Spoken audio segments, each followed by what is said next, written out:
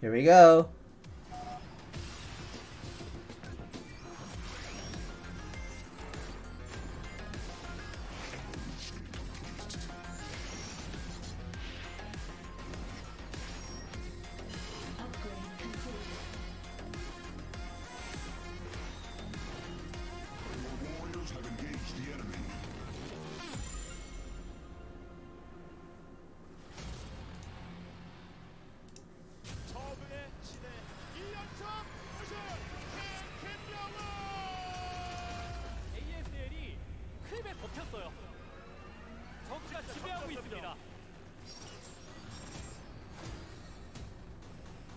정말 내고 있는 플레이, 이게 진짜 유영진 선수의 매력이 아닐까. 무광석화 같은 한 줄기 빛 같은 이재호이. 조재욱이 힘으로 상황을 반전시켜버리고 장윤철 손을 발휘합니다. 또 그 자체 같은 이런 느낌이 좀 들 정도로.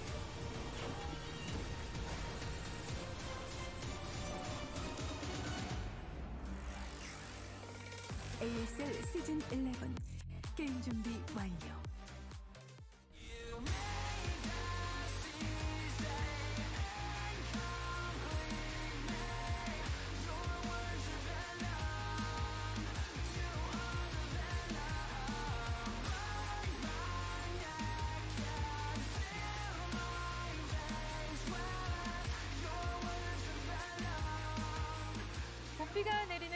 Alright guys, welcome to Season 11 of the ASL. I am Nyoken, and joining me is Scan.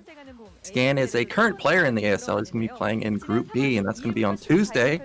Now he's also going to be casting with me, so this will be a very, very exciting opportunity. And you're kind of pulling a TY, right? Because in StarCraft 2, TY also casted GSL while playing, so maybe you can actually win it all. You think that's possible? I believe in you going the distance. Not Tai 2, TY, I think made it to the finals that season that he casted in GSL.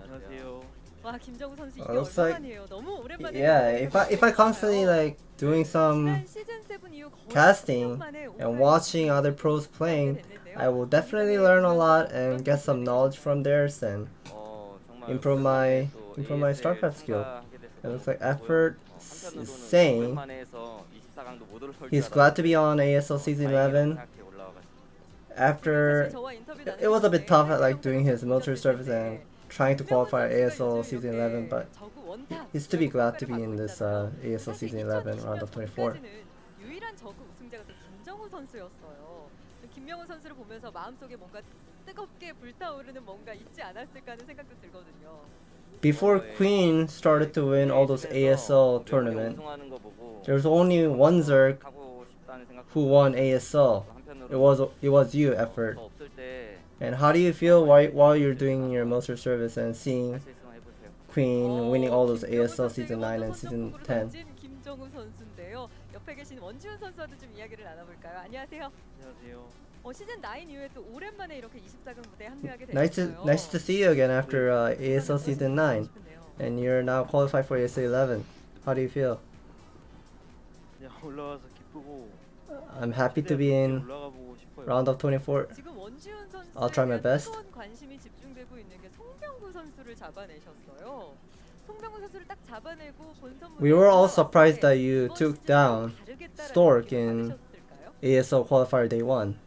그때 당시에는 그런 기분이었는데 최근에 제가 연습하면서 잘하는 사람이 So I've been practicing and preparing for round of 24 for this group A and playing against lots of good players.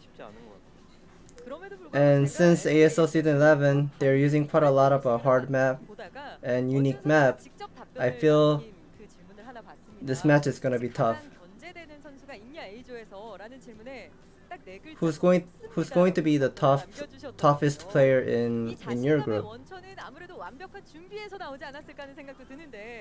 I feel like the result might be different depending on your confidence. I've been preparing a lot, but I think it's still gonna be tough. Is the player next to you? Is he the toughest player? 선수가 웃습니다. 김정우 선수, 원준 선수가 굉장히 자신감 있는 모습으로 I think 경기를 he's just 준비하고 있는 것 같은데요. he's not as good as before, 어떠세요? so I think I'm fine. 어차피 질 거라서 생각을 안 한 것 같아요. 테란 경기를 생각하고 있다고 하는데요. 그러니까는 너무 상대가 강하다 보니까 생각 안 하고 이제 테란을 어떻게든 만나서 잡고 올라가겠다 이 생각으로 온 것 같아요. 아, 그럴 수 있죠. 워낙 또 프로토스전에 Oh, I think he is underestimating me because 경기력을 또 보여주는 원준 선수이기 때문에 SSinz wants to go up to round of 16 by beating Terran players, Barracks in our group. 예선하는 거 봤는데 네. I watched 되게 잘하시더라고요. I watched SSinz qualifier games. 원준 선수는 어떠세요? He's really good at Protoss. He's playing really well. 탑판에서 한 획을 그은 적으라고 생각합니다. 굉장히 리스펙트하는 답변을 또 해주셨는데, 자 그렇다면 이번에는 에스크 How do you think about effort? 여러분들이 주신 질문을 좀 전달해 드려보도록 I respect 하겠습니다. effort's career and how much of effort he has put in order to get into the top tier level. 메시아보드 발동 가능할까요?라고 물어봐 주셨거든요. 저도 With the question to effort, 또 매번 저도 모르게 나와서 how should I translate? This sounds gonna be weird, but okay, I'll try my best. The question was, 좀 데뷔를 어떻게 해야겠다라고 생각하고 계실 것 같아요. instead of being 네네. Eagle, are you gonna be playing like Messi, like a soccer player Messi? 안전하고 좀 단단하게 해야겠더라.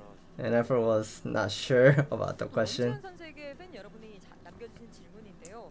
아마추어 선수를 One of the fans asked, since there's quite a lot of amateur players are constantly trying to qualify for ASL, 어느 정도 좀 좁혀졌다고 느끼시나요?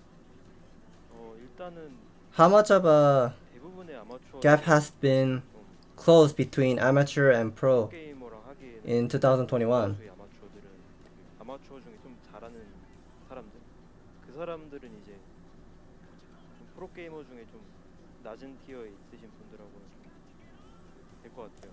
게임. Only a few top amateur players, they are actually can compete with low tier pro players, like tier 4 players. 이 격차에 대해서 김정우 선수는 베테랑 선수로서 어떤 좀 생각을 가지고 계신지 듣고 싶어요. 최근에 들어서 진짜 많이 What are your thoughts about 좁혀졌더라고요. the gaps between amateur and pro, 선수가 말한 in your opinion? 짭제도 정말 많이 늘어가지고 Recently, I've been playing lots of StarCraft games. I also agree with what he said. The gap has been getting smaller and smaller. 오랜만에 이렇게 또 왔고 이제 기대해 주신 분들 It's been a long time that I have not 안 일어나도록 played StarCraft and also qualified for the tournament. I'll do well in this season. 더 생각했는데 그냥 내일 스타 잡는다는 생각으로 죽기 살기로 한번 해보려고요. 비장한 각오까지 너무 감사드리고요. 인터뷰 잘 And 들었습니다. since said I do not have any future, I'm gonna try my best to win and advance to round of 16. So I have to advance to round of 16. Okay, we're gonna be moving up to other two players, Hero and Barracks. 정말 어렵게 본선에 이렇게 합류하게 되셨습니다. 조일장 선수는 1일차, 2일차 모두 결승에서 또 패배를 좀 경험하셨다가 3일차에 Hero, you have been playing all those three qualifiers. You lost in day 1 and day 2 qualifiers final, 일단은 but you could not make it, but you made it in day 3 qualifier. 3일차에도 걱정을 많이 했는데 그래도 I thought I would be qualifying for ASL round of 24 easily, but it was not as easy as I thought. And I was a bit worried in day 3 qualifier because once you get eliminated by one of the players, then you don't have any backup to make it into round of 24. 이번 시즌에 대한 느낌은 좀 어떠세요? 그동안 한 것 중에 그래도 제일 실력적으로 좀 자신이 있어가지고 제일 You've been qualifying for ASL tournaments, 좀 and 힘들 거라고 생각했는데 오늘은 How do you feel about 자신 있게 할 수 this season, ASL 오늘 Season 좀 11? 자신이 있다라고 답변을 해주셨는데 좀 의외라는 I've been 생각이 playing 생각이 굉장히 lots of 많아질 거라고 games 생각을 했거든요, 황병영 선수가. 왜냐하면 and also try to look back how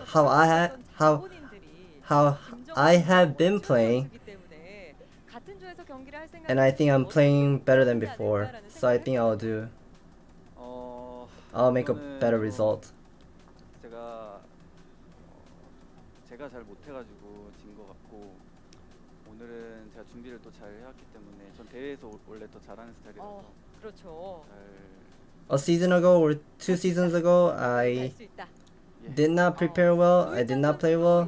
But this time, I've been preparing a lot, so I'm gonna be definitely making into round of 16. 하는 모습들이 있어서 팬 여러분들도 좀 떨어지는 거 아니야? 24강에서 설마 조일장 선수가 이런 생각을 하고 계시는 분들도 있는데 조일장 선수 본인도 좀 걱정되는 부분이 있으실까요? 저는 사실 Some of your fans were also worried that you did not play well in ASL qualifiers. They're also worried about your group. They're not sure whether you're gonna be advancing to round of 16. 걱정되는 부분은 없다. 알겠습니다.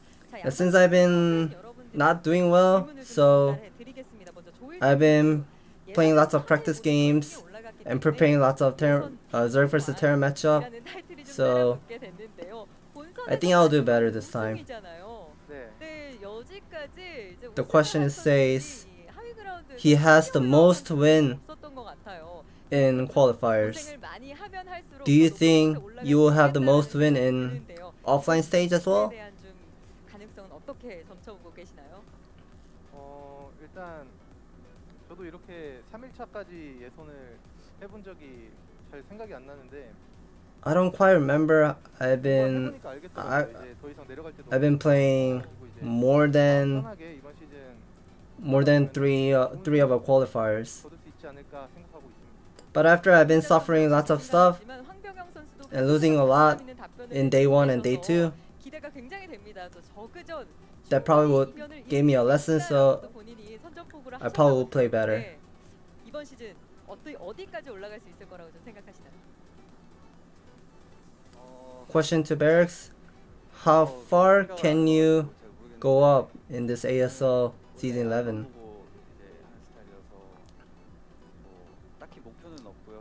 I do not have any goal. I just keep looking forward and constantly try to go up and win the game. So I'll just do my best and see how the result ends. The question says,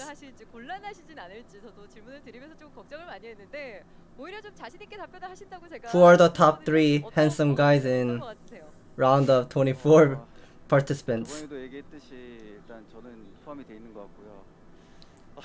잠시만요. 조일장 선수 지금 일단 본인은 제외하고 두 자리 남았거든요. 본인이 있을까요? 저도 양심이 있기 때문에 I don't think Hero will be in top 3 handsome guys in round of 24 participant. 나머지 2명이요? 네. And Barracks said 일단 태경이 형 있는 것 같고요. Bisu is in top 3 handsome guy. 개인적인 취향이니까요. Barracks also in it. 뭐 창경?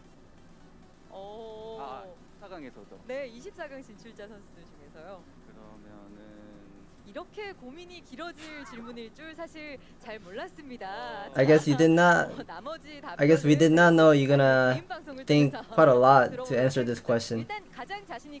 Let's hear your question when you go back to your own stream. Lastly, last word for your ASL Season11 group before you play your games.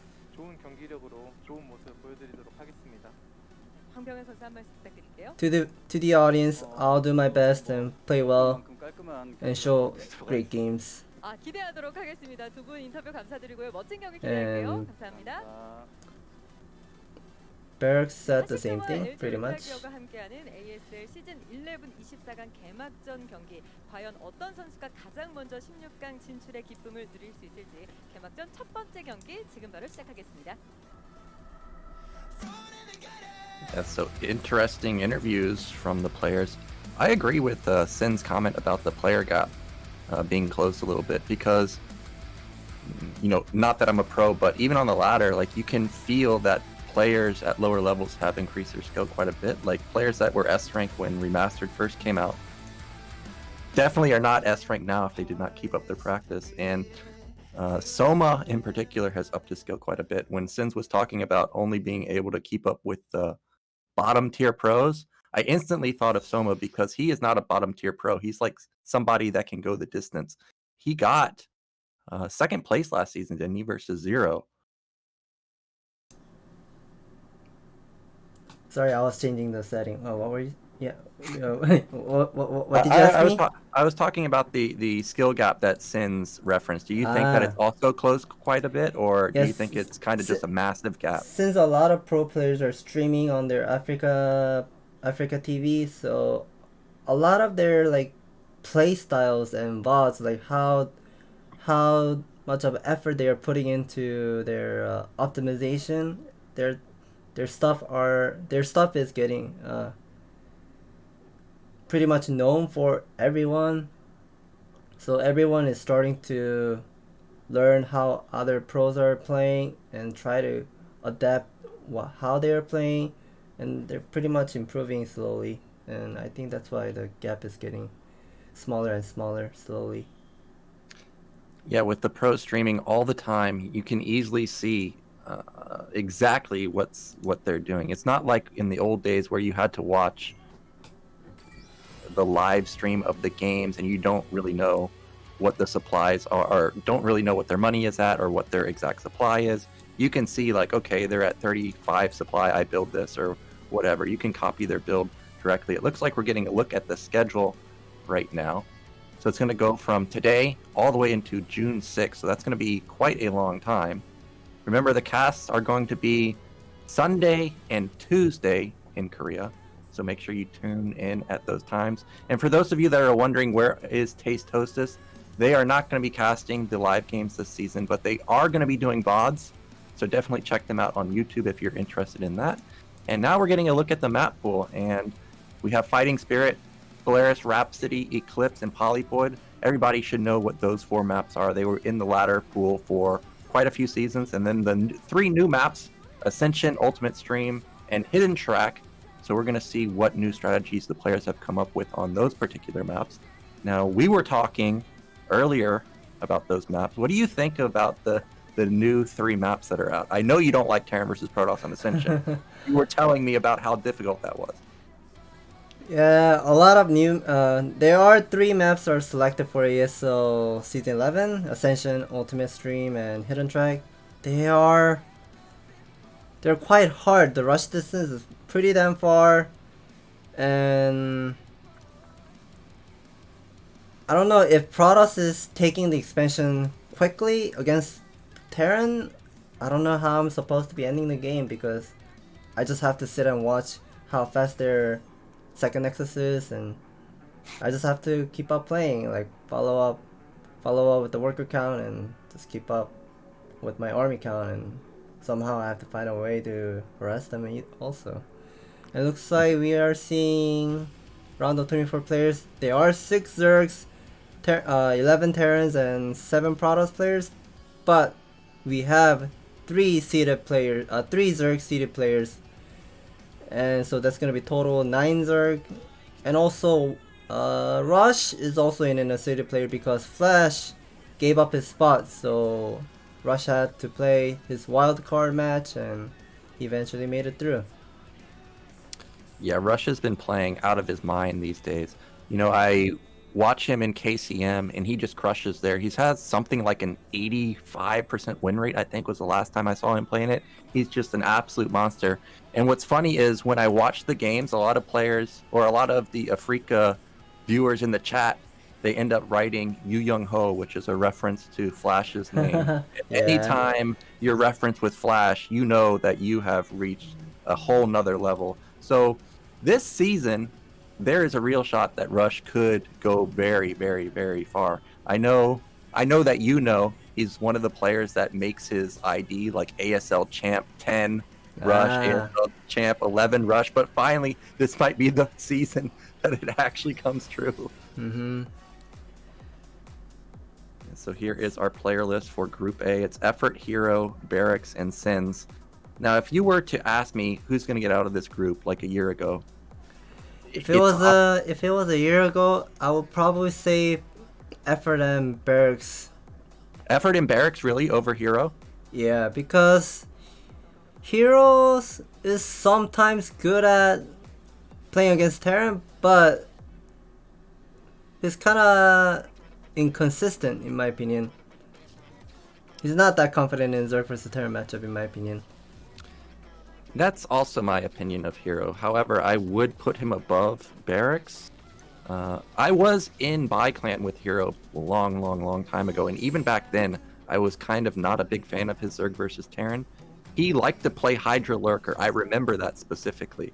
And back then Hydra Lurker was very strong, but more players got better with Ling Lurker or Ling Muta, and then going into Defilers. But I still would put him over Barracks. So I'm a little bit surprised that you mentioned Barracks. Now we are getting a look at Effort, of course. Effort, an absolute monster, but as we talked about, he's just recently coming back from the military, so he's not in full force. So there is a shot that SSinz or Barracks can take him down. I know he's played in KCM, but he doesn't have the results that he used to get in the past. So it's going to be very hard for Effort to make it out of this group. Yeah, I also heard one of the stories that he had to do the arm surgery for his I forgot what it's called in English, but something tunnel, carpal tunnel. Yeah, carpal tunnel. That's for your wrist. Yeah, that's what he has done for his arm or his wrist or whatever it was. So let's see how much he has been recovered from the surgery. And I was not. Yeah, go ahead. I was not aware that he had the surgery, so that's definitely going to be a detriment to his skill. Have you seen? I'm sure you've seen the video of like Flash's hand movement on the keyboard, like how he has his hand placed on the keyboard. It's so weird. It's no shock to me that he's had to have surgery, and I feel like probably Effort has the same issue. But skip that for now. We are going to be getting into our first game of the day. It is going to be Effort versus SSinz, and this is a very cutthroat style. It is best of one all the way through. So if you lose game one and then you lose the next game, you're out. That's it. 2 games and you're done. So all these players have to be on their A games, otherwise it's going to be a quick exit for them. And the first map is going to be Eclipse, so these players should have a ton of experience on it. Right. And I was looking at the statistic information of Eclipse, Protoss versus Zerg matchup.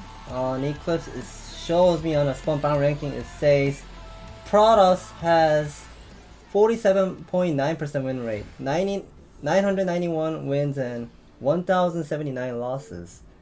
And it looks like there's going to be the countdown going on and the game is starting.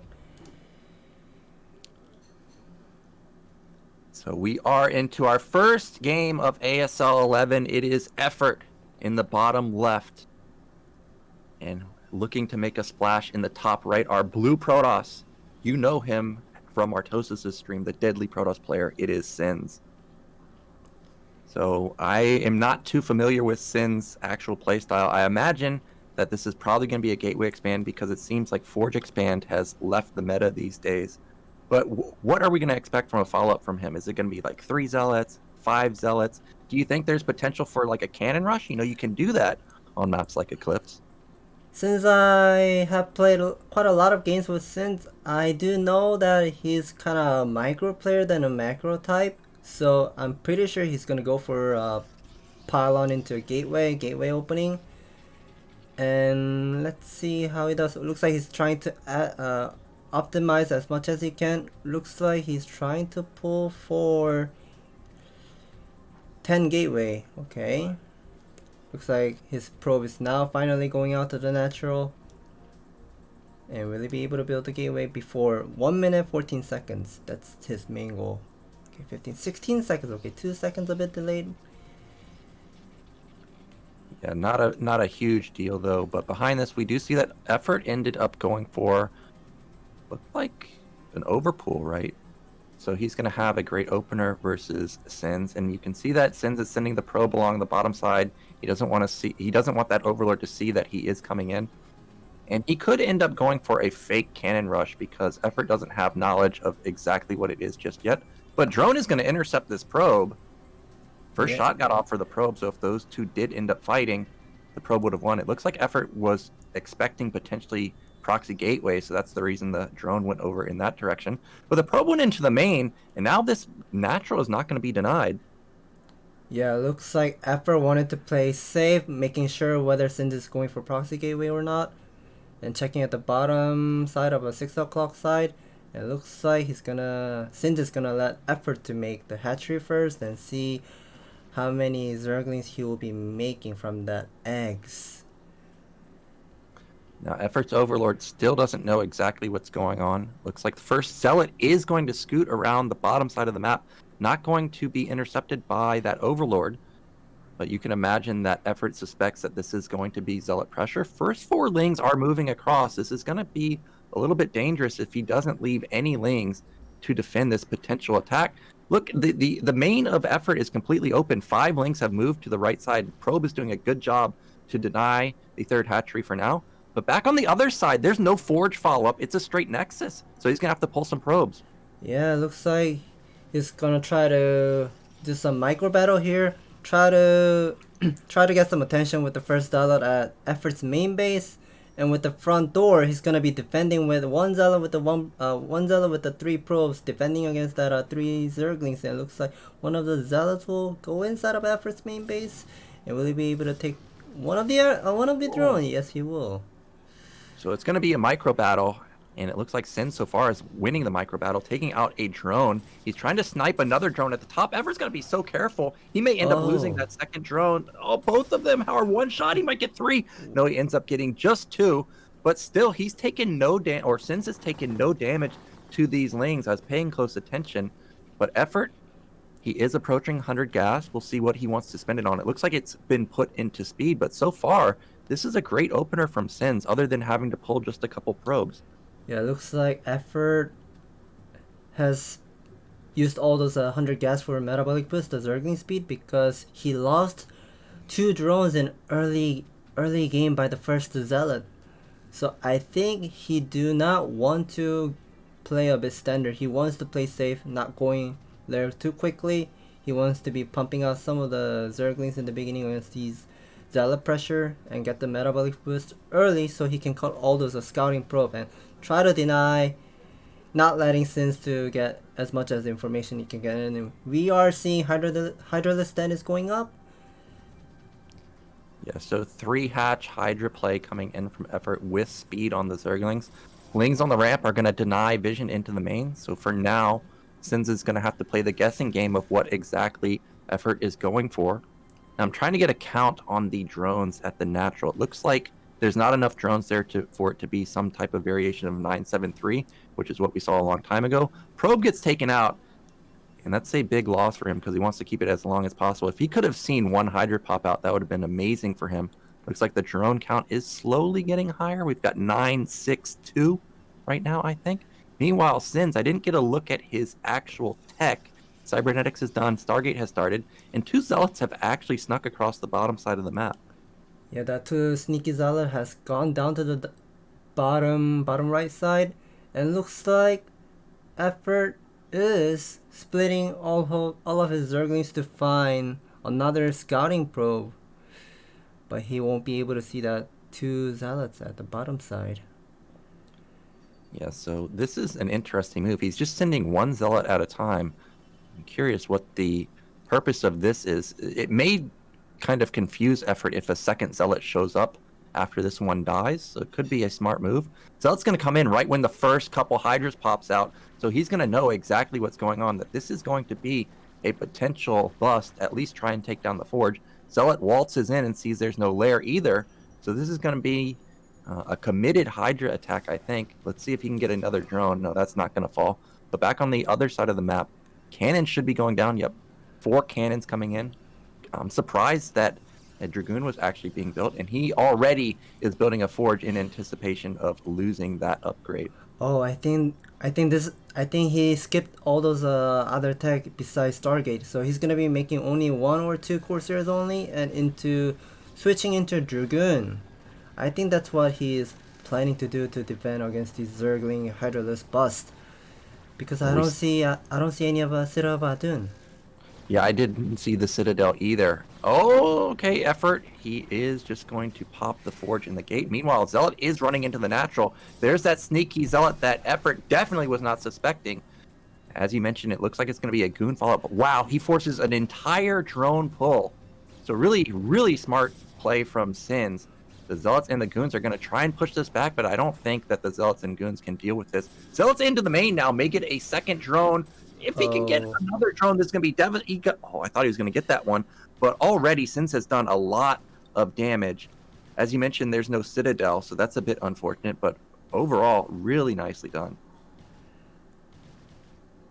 That one single Zealot is buying quite a lot of time and brought a couple of Zergling back into the main base. I'm not sure if he was able to see that Spire while the Zealot was dying, but we are getting to see he's making 2 robotic facility at the natural. I have not seen this built before. So he may be expecting this to be a lurker follow-up, and he's just going to go for potential observer, maybe. Could also be the legendary Zealot Goon Reaver follow-up. More gateways coming down, so I don't think it's going to be Reaver. You really, I don't think, can support. What? Whoa, that's double robotics. Yeah, double robo. Okay, so it has to be Reaver then, I guess. I obviously have never seen this. Unless I'm getting trolled on the ladder by Snow or Best. Then they like to build like 5 robotics versus me and just go mass Reavers. So this is going to be an interesting follow-up because we see in Effort's main that Aspire was being built. And he has a lot of gas built up. So if this ends up being a Muta switch, you would imagine that this is not exactly the type of opener that you really want versus our Zerg player. Yeah, I think Effort is switching to Mutalisk because he figured out that SSinz was getting lots of Dragon, and he also confirmed that Dragon range was complete. So in order to counter against Zealot Dragon combination, you usually go for those cheap units like Zerglings, and all those Vespene gas, you switch it into a bunch of Mutalisks because Protoss SSinz is not making not much of a Corsairs. He only used 1 Corsair to scout, and he saw Effort was mining second gas as well and saw the Spire was done as well, so he might be expecting the Mutalisk will be popping out soon. Yeah, he is definitely making more cannon at the main base and more Corsairs as well. Yeah, we did see that the Cybernetics was spinning earlier, and I was curious what that actually was. And it's going to be, it was range because the Sairs don't have +1. And unfortunately, these Mutas are going to find a free Corsair in the center of the map, and that's going to be very, very painful for SSinz. Meanwhile, Effort is powering. He has 6 hatches already. His supply is very, very high relative to SSinz supply, so that's nicely done. You can see that this is the perfect amount of Mutas. It's 5 to one-shot a pro, but now with Corsairs in the mix, he is going to back off, but decent amount of damage there. Double Reaver. Man, that's a lot of gas for stuff that doesn't help you in the air. Wait, I would like to see whether the Templar Archive is there inside of a SSinz main base, because if he's making double Reaver right there, I have a feeling that SSinz might go for Dragon, Zealot, a couple of Corsair into 4 Reaver pressure, like the timing attack in my opinion. I don't think he has a Templar Archive. Yeah, he's using, he has 4 Reavers. 4 Reavers, so this is going to be hardcore Sairs, hardcore Goons, and Reaver combo. And that is a very deadly army. I don't think there's really anything that can deal with that amount of splash and that amount of DPS that Zerg from the Zerg army until they get to Hive. So this is going to be very dangerous. I'm curious what the upgrades are for Effort. We can see that +1 has kicked in for Protoss, but no shuttle just yet, so he is going to be having to wait for those 2 to pop out before moving out. Looks like there's 5 Sairs. Oh, there's Lurkers. So this could buy Effort a bit of time to get up an even larger Hydra army. Yeah, now 3 Reavers are slowly walking into it. And will he be able to see a couple of eggs on the left side? I think he has the vision. Yes, he does. Yeah, he does see the lurkers, and he needs to pop these ASAP because he has no observer. And the Reavers do have weapon damage upgrades, so they're gonna obliterate all of these units. Looks like none of the scarabs connected onto the lurkers, but look at those shots onto the hydras. Really nothing getting killed from Protoss's side. All of the Zerg army just melting. Effort not paying attention because he's watching the Mutalisk on the right side. Looks like he got a couple of probe kills, but losing all of that army for those probes, I'm not too sure if that's worth. Bears kill off a couple more Mutalisks also. 6 Reavers. This guy's crazy. Oh, he also upgraded. He also upgraded the scarab damage as well. It's 125 damage. Yeah, he has 125 damage. Now, those still will not one-shot lurkers because of their armor. They'll go down to 1 health. But they are going to devastate the Hydra army. Couple observers are popping out. This is so funny to me. That lurker's on hold position. And it makes me think that he might just walk across the map with this army. Like without a shuttle. Yeah, there he goes. Yeah, he's walking, slowly moving forward. This army is looking scary. It's only 147 supply, but it kind of looks like a 200 supply Protoss army. Yeah, and with the observer and lack of overlords, these Reavers should be able to push up to the high ground. I don't think that effort can stop this. I'm looking at what he has, and he's just going to be taking the fight face on. I don't see how this can actually end up well for effort. There's 6 Reavers here. Plus 1 armor has kicked into. He's found the Mutalisk, so they can't help with the fight. Looks like the observer. Okay, yeah, here comes effort. Let's see how well he can deal with these Reavers. First Reaver falls down. Second Reaver falls down. But is it enough? Look at those haymakers from the 4 Reavers in the back, decimating so many of the topside Hydralisks. And there's now a 30 supply lead for SSinz. He's got, I think, 8 gateways, so he can keep replenishing these goons and zealots very easily. Yeah, that Corsair should not be dying to Hydralisk, and slowly, SSinz is sending out more reinforcement, and additional 3 Reavers is also walking into the center. Looks like this death ball of a Protoss army is looking scary. Well, I think effort realizes that if you're just going to walk across the map, I can just counterattack you, and that's what he's going to do. He's going to go for a counterattack. A couple of Reavers are stuck at the front outside of effort's natural. Those shots from the Reavers were pretty good. I don't think the Hydras can bust through the goons and the cannons. Instead, he's going to try and fight up into high ground. Now that he's on even ground, he will trade effectively 1-1 upgrades for the Protoss. I think versus +1 for the Zerg. Yeah, +1 only. But still, that is a very scary Hydra army. And now he's cut off reinforcements. So if he can set up a flank, I think he should be able to take out this mid-game army that SSinz has sitting out in the middle of the map. He's continuing to build Reavers. No shuttles. Yeah, looks like SSinz really wants to end the game with the number of Reaver he has, and he's going to be constantly sending those additional Reaver towards to Effort's main base. But it looks like all those center army for Effort, it's all gone now. Looks like the death ball at the center of Effort's natural. I think it's gonna slowly make some commitment and dive into it.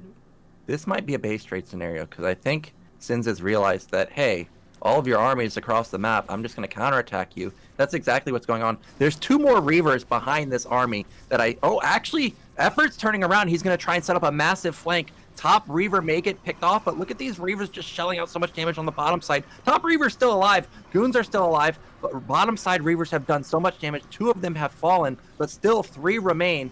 If SSinz can get his army together, oh no, a 4th Reaver is going to fall. All the Reavers are going to fall, I think, but 2 more on the high ground may end up saving the day for now. But SSinz not able to reinforce is really costing him. Yeah, SSinz has been losing quite a lot of Dragoons, and not having much of a Dragoons, that's not going to be definitely great against these number of Hydralisks. They're just going to move forward and constantly picking up all those Reavers and Dragoons, and looks like Effort is finally having even supply count, and I think this is not looking great for SSinz, because SSinz's main base is going to be mined out now. Yeah, 17 to 18 minutes is about when bases mine out, and there's no third Nexus in sight, so SSinz either wins here or it's game over. Meanwhile, we know that Effort's not worried about money because he's on 4 bases. He's got a supply lead. He's going to have +2 weapon pretty soon. He's now sitting on high ground. And sure, these Reavers can push into high ground, but Effort's going to trade much, much better this time around. 15 supply lead for Effort. I think this attack, after it fails, is just going to be game over for SSinz. Oh, those are some great shots at the top. But you can see the flood of Zerg just overwhelming this blue Protoss army. Yeah, the number of Hydralisks is just way too many. And it looks like that's gonna be the GG for SSinz. Wow. Effort figured out how to make some comeback when he's a bit behind after taking so much of damage in the early game. Yeah, SSinz has got to be feeling pretty bad about that one because his Zealot in the early stages got 2 drones initially, and then remember the delayed Zealot that came in the mid game when the Hydras were attacking also got a couple drones and forced a drone pull. So as SSinz was mentioning, amateurs having a hard time dealing with the top pros, and it looks like that might be a case here where Effort is just a little bit too good for him. I have to say that strategy I've never seen before. Sure, I've seen Goon Reaver, but to walk them across the map, that is something else. Yeah, that is something else. I have not seen that match playstyle before. I think if SSinz had gotten the Citadel, like you were talking about earlier, and gotten speed, he could have reinforced a little faster with the Zealots, but I'm not too sure because Effort kept, backstabbing a little bit, trying to put pressure onto SSinz. And actually, after that big fight that was in the middle of the map, I was surprised that SSinz didn't have as much of an army to reinforce. So I don't know exactly what happened to it, but it was very tiny. Okay, looks like we're gonna have 2-minute break and watching some commercial here.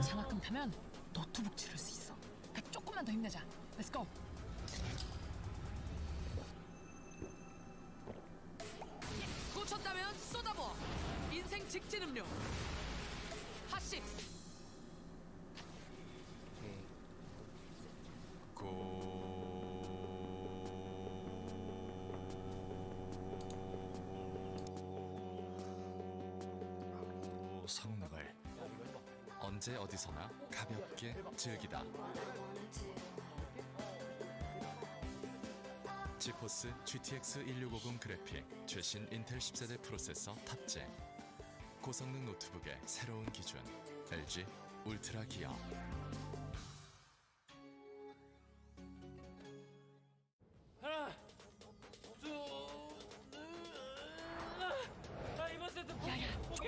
조금만. 바로 내일이 치팅데이다. 내일이다 내일 모레도 아니고 내일이다. 꽂혔다면 쏟아부어. 인생 직진 음료. 핫식. 이상한데? 그렇게 작아. 너무 안 보이는데? 보이지가 않잖아. 쓸 수가 아니 저 키워보라고.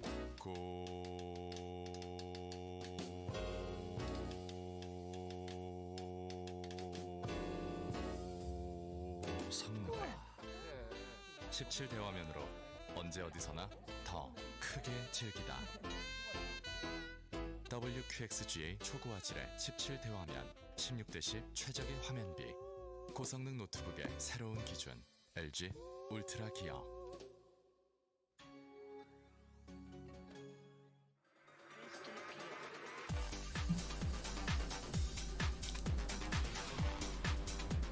ASL 시즌 11 24강 개막전 경기 함께 즐기고 계십니다. 온라인으로 시청하고 계실 Alright, we're back to ASL Season 11. 자, 먼저 ASL 공식 방송국에서 looks 진행되는 like ASL인데요. if you go to ASL main platform, their stream channel, you can leave a comment and ask a specific player of a question. And if you get selected, you'll get ASL Tumblr. Only four people will get selected for this. 이벤트를 향한 여러분의 많은 관심과 참여를 부탁드리도록 하겠습니다. And we would like you guys to participate all those comments and ask questions for the players. 16강 티켓을 두고 벼르게 될 선수는 누가 될지 두 번째 경기 조일장 선수와 황병영 선수의 경기 지금 바로 함께 하시죠. All right, we are going to be getting into our second match now. is going to be Hero versus Barracks. You were talking about how you favor Barracks a little bit more than Hero. Hero's done very well in the ASL. You can see he's got a high win rate across the board, about 50% overall. As you mentioned, versus Terran, his weakest matchup. But when Hero is on, he's very, very good. I agree with what you said about Hero. I don't really like his first Terran that much, but when he plays well, he plays ridiculously well. So if he's on today, he could just run over Barracks. But Barracks is a very good player. He was on KT Rollster for a long time. He did make it into an ASL, but or an OSL, but I don't think he went very far. And yeah, Barracks doesn't have as much experience as Hero, so small sample size here. I think you should take these statistics with a grain of salt because Barracks is obviously very, very good.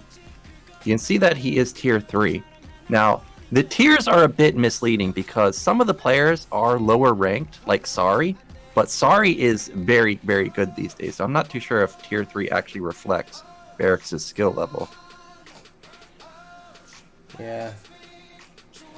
And judging by the statistical information, what it says on the Spawn ranking on Eclipse, Terran versus Zerg matchup, it shows me Terran has 1,194 wins and 950 losses, 55.7% win rate. So judging by the map choice on the first set, I think Barracks has the favor on this matchup. And let's see how Hero is gonna play against Barracks today. Yep, so here we go. It is gonna be Eclipse. Hero versus Barracks. Winner is gonna be facing Effort in the winner's match. Remember, this is best of 1. So if you lose, you could potentially be eliminated very quickly. You only have to lose twice and you're gone. You can also make it out very quickly. 2 wins and you're going to instantly make it into the round of 16. So very important match here. Definitely don't want to be going into the loser's match and then having to only really one lifeline.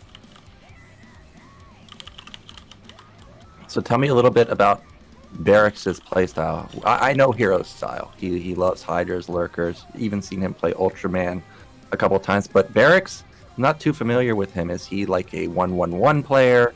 Is he somebody like Rush who's going bio every game? Does he like mech? I think Barracks is mostly a standard player. He likes to go with Barracks. His ID is called Barracks. He usually go for Barracks expand most likely. But if it was a unique map like Ringing Bloom or Optimizer, he will be trying out some other new playstyle. But since this Eclipse is a standard map, I think we'll be seeing some wall off into natural and go for expansion. And here we go, the game is starting.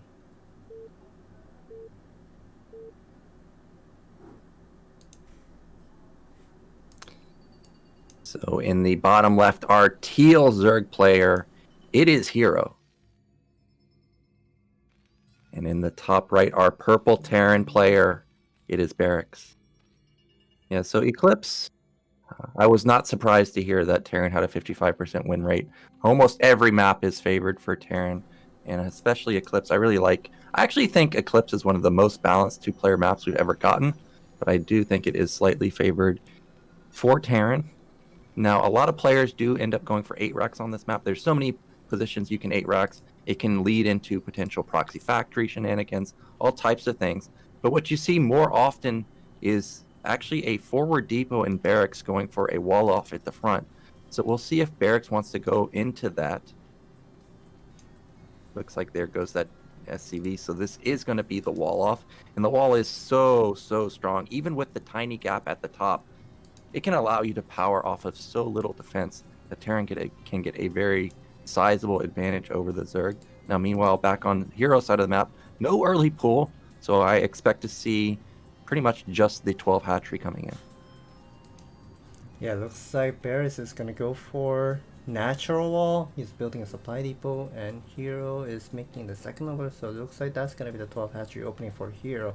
But since this is a 2-player map and also easy to take the third base that right next to the main base, 8 o'clock expansion, I wonder if Hero is gonna open with 2 hatchery tech or 3 hatchery at 8 o'clock the third base and go for there after that.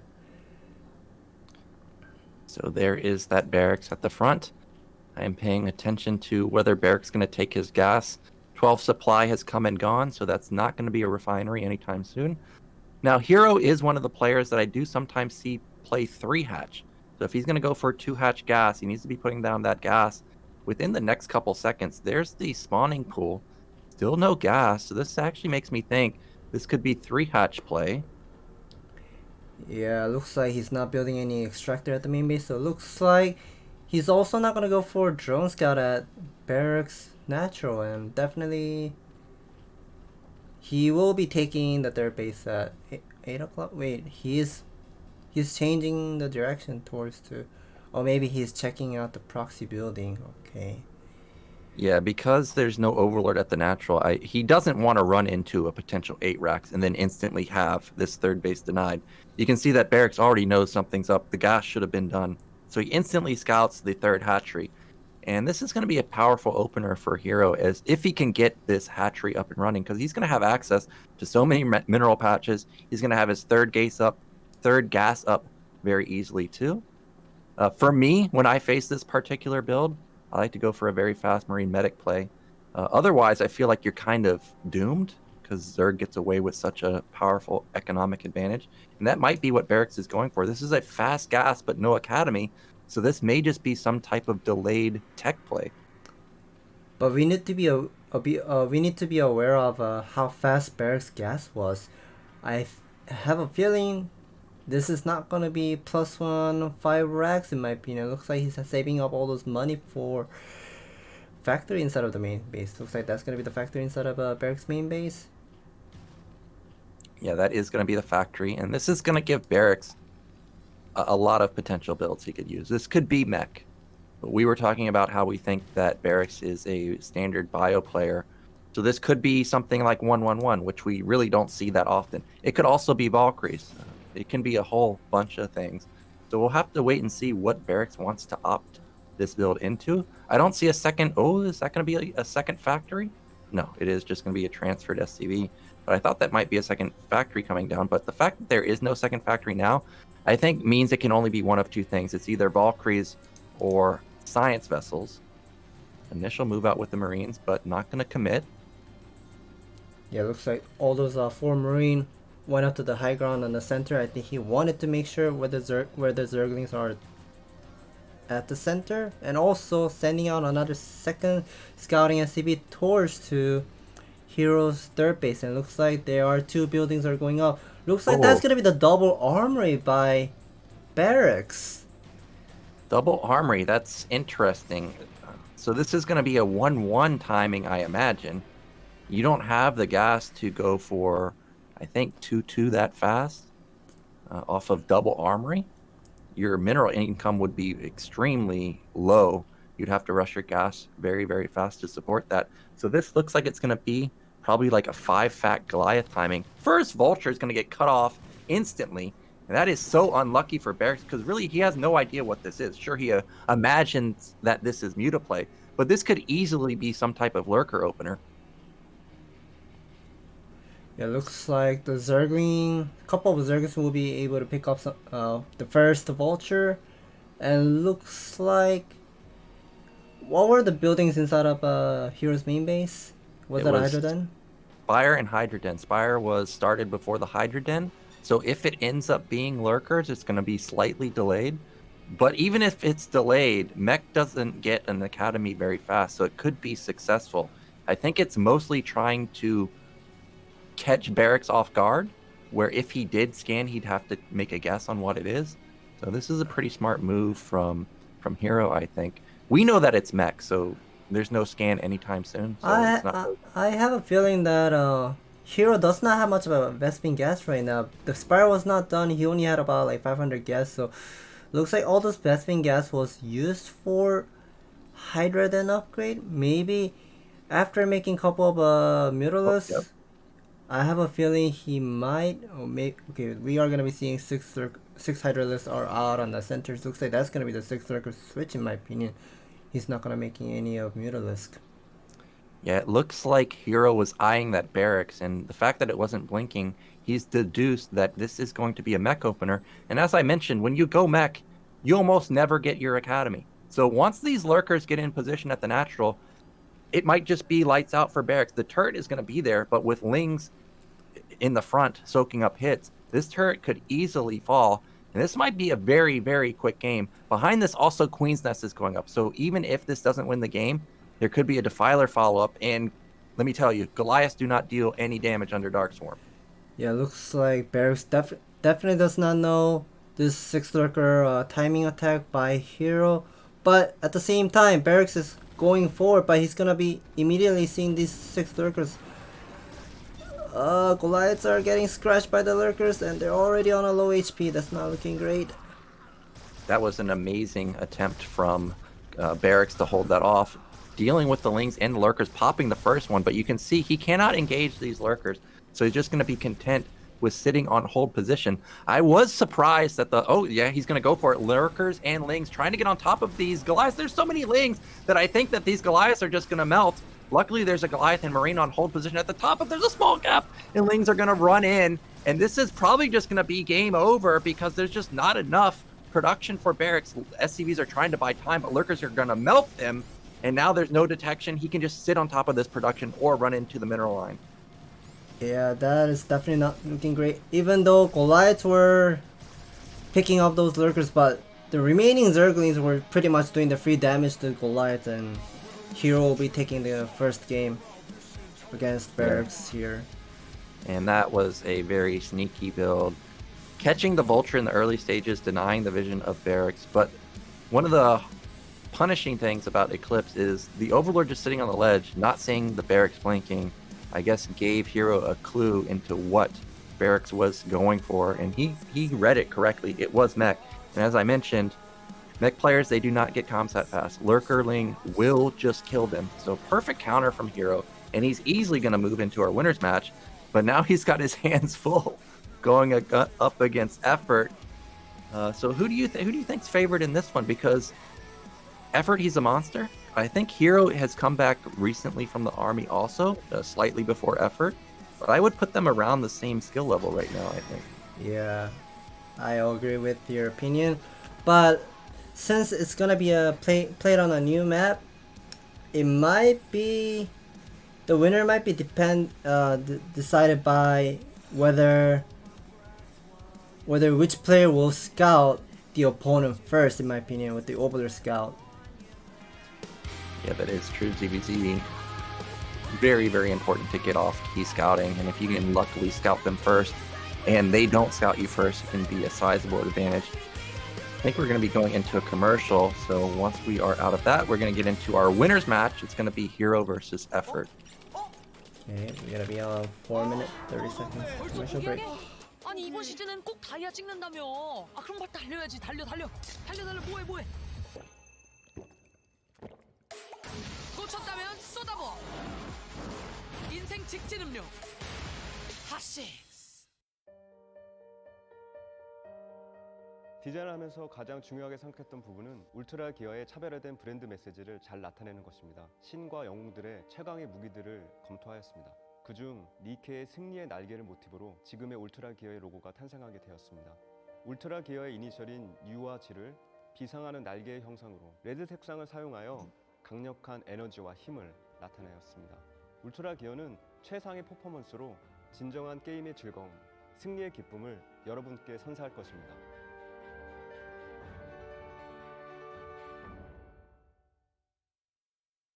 아 제발 좀만 더. 아 솔드아웃. 컴다운. 정신 차려. 슬퍼할 시간이 어딨어. 끝까지 가는 사람이 개 타는 거야, 오케이?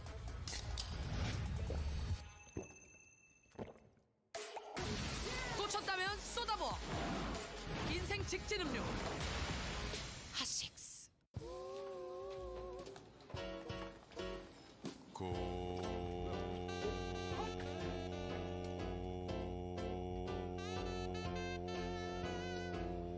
성능을 대용량 배터리로 언제 어디서나 더 오래 즐기다. 72Wh 대용량 배터리 고성능 노트북의 새로운 기준 LG 울트라 기어. 듀얼 메모리, 듀얼 저장 장치. 고성능을 듀얼 업그레이드로 더 오랜 기간 즐기다.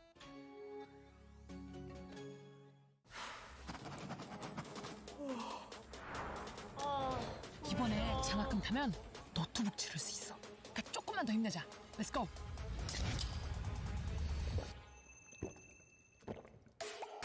꽂혔다면 쏟아부어. 인생 직진 음료. 핫식스.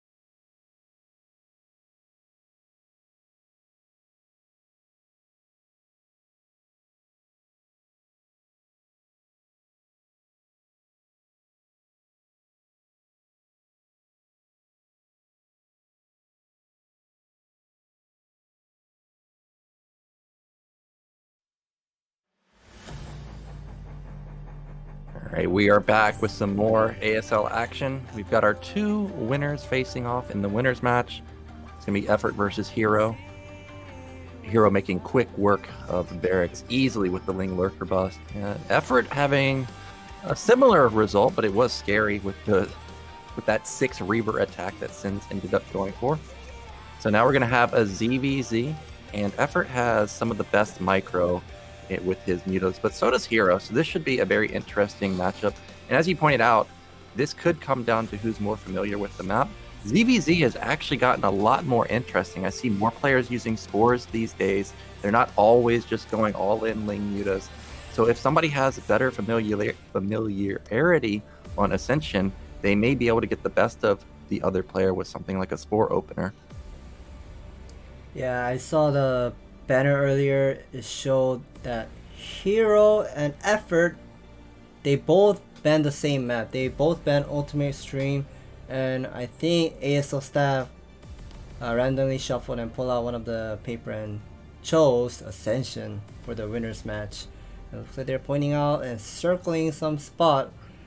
Maybe they're pointing out those important keys on the high ground and taking the little bit of an advantage when they're defending at the 7 o'clock with the narrow choke. So if an opponent is attacking you at the 7 o'clock, he has to go around all the way from 5 o'clock, 6 o'clock to the 7 o'clock. Yeah, so they're going to have a long pathway for an attack. I was noticing that these maps have very, very small chokes everywhere. That's been consistent across all 3 of the maps. Now ZVZ, I don't think that's as big of an issue, but in other matchups like TVP or Terran versus Zerg, that could come into play. As you mentioned, there's a lot of high ground, but I think ZVZ is one of the anomalies where that's not a huge factor. What I am noticing is that well, we'll get into it in a couple seconds because we are going to be starting This is going to be our third game. It's the winner's match. Hero versus Effort. Map is going to be Ascension. Winner here makes it out, and he's going to be into the round of 16.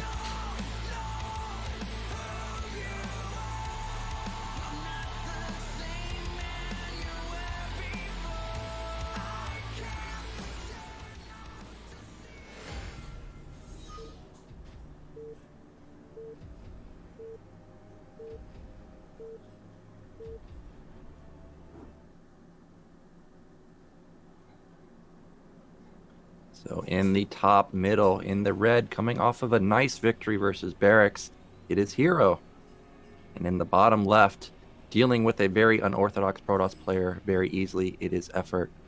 So as we were talking about earlier, scout pattern may be a big issue. And already Hero's at a disadvantage because he's going the wrong direction. Right. And Effort is sending towards the Hero's main base. Effort will be seeing what Hero is doing in the beginning and decide how many drones and how many Zerglings he should be making in the beginning. And let's see what kind of build order we'll be seeing from both players. Will they be going for 9 pull, or will they be going for 11 pull, or 12 pull, or 11 hatchery against against the 9 pull? So a lot of people think 12 hatchery is the right build order in ZVZ, but it actually is not. In ZVZ, you have to think a lot. It's kind of like a rock paper scissors game, and if you're playing against 9 pull, you must have to sacrifice one of the larvae in order to have the hatchery quickly and the spawning pool quickly. So they go for 11 hatchery and 10 spawning pool. But let's see. Both of the players, yeah. Oh, go ahead. I think this is going to be the fast hatchery because as I was looking at the map, this map looks, wow, I'm shocked that that's a spawning pool from Hero. I thought for sure both players are going to go for 12 hatch because if you look at the rush distances, it looks like it's very, very long to get to each other's base. So I'm not surprised to see that Effort is ended up going into a 12 hatch here. Now you can see Hero has follow up with a quick gas, so he's going to have the lair advantage ever so slightly. Meanwhile, pool and gas is going to come down relatively soon for Effort, of course, and there is going to be the hatchery follow-up. But as we mentioned, scout advantage for Effort right now, so he's going to see it instantly. Yeah, looks like Effort is at 9 supply, now at 10 supply. Looks like he has gone with 11 hatchery in the beginning and 10 spawning pool with 9 extractor. So it looks like he has about 9-10 drones, and looks like Hero will be making 4 Zerglings in the beginning because he won't be able to see Effort's main base with the first scouting overlord. Yeah, so he's gonna have to be potentially worried about things coming across the map, but his second overlord moving out doesn't see any. Of course, in ZVZ, it's not like you're gonna try and sneak out a drone anyways, but we'll see how many Lings he ends up building. I'm trying to gauge where that gas went for 0. It looks like he spent all 200 of it now. I think he got speed first. Yeah, I think so. Yeah. Go ahead. There is no lair for Effort just yet, so it is going to be speed first for him also. And we know that Effort loves to build Ling, so this might just be a Ling flood and try and bust Hero's natural. Okay, looks like there are quite a lot of Zerglings being made at Effort's natural, and looks like Hero is gonna move out, but Hero does not know whether this is a lair first or speed Ling first for Effort. So if he thought Effort has gone with lair first, Effort might be able to counter against this Zerglings. Well, you can see that Hero has slight speed advantage, but Effort's speed should be kicking in within about 10 seconds or so. There is a sizable amount of advantage for the Lings for Effort right now. A couple of Lings have split off, and now Effort is going for a small counterattack. And back in Hero's main, I don't see really more Lings being built, so he's instead trying to power. He's built a Sunken preemptively, but you can see that Effort is chasing, and I think this might just be a potential bust, but back behind this, I don't see any more Lings being built for Effort, so maybe not. Yeah, 2 Zerglings will be sneaking inside of a Hero's main base, and Hero made one of the Sunkens at the natural.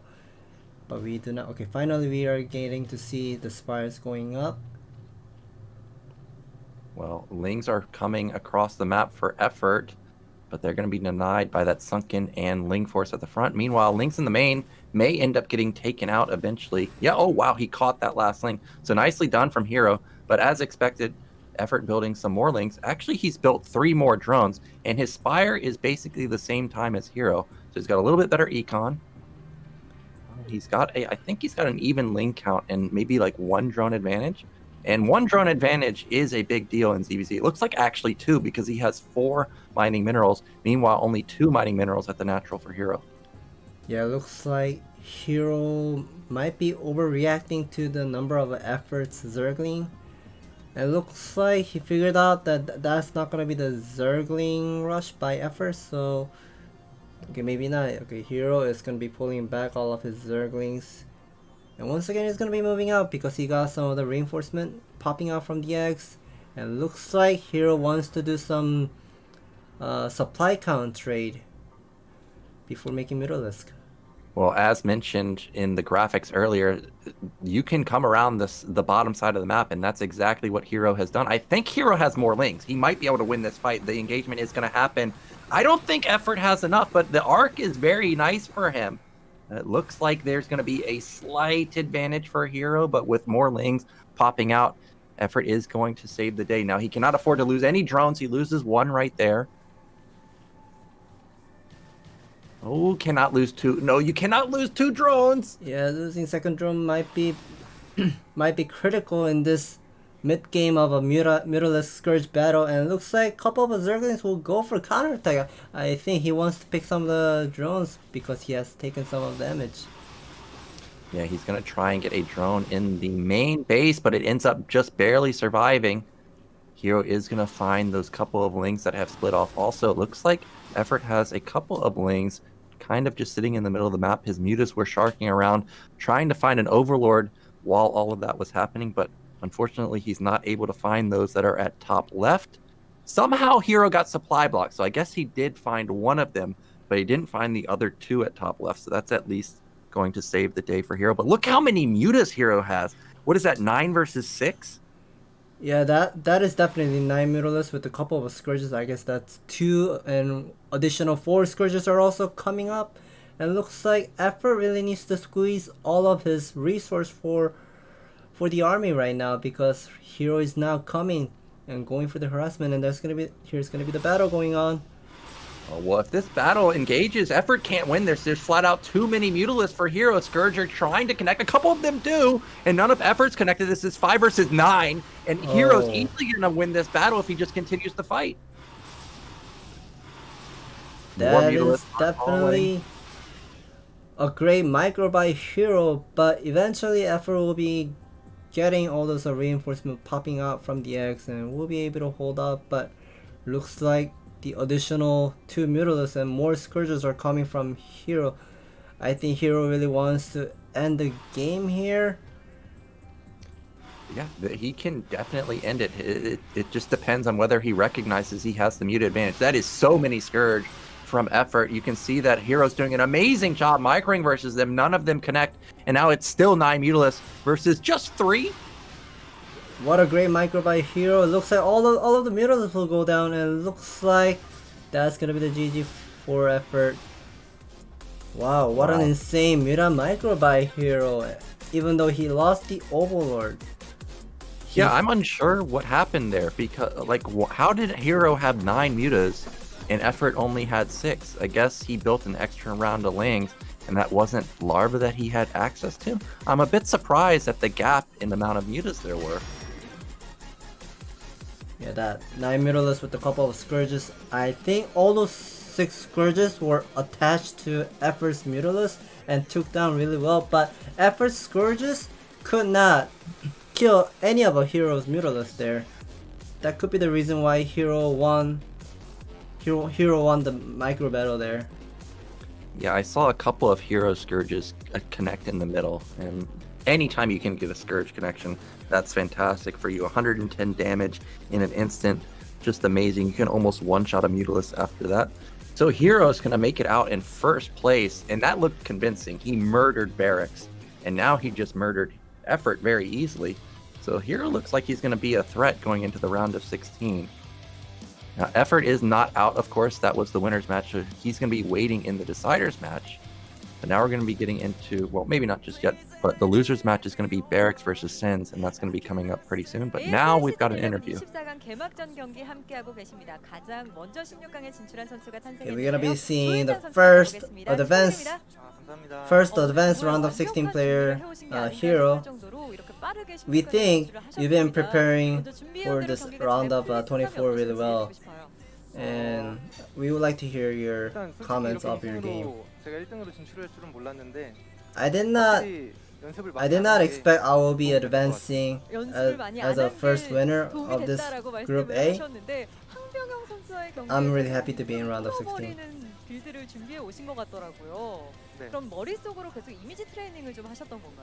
Your opponent was trying to go for the bust.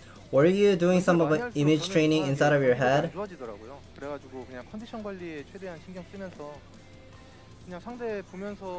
Before I play today's stage match, I've been resting quite a lot and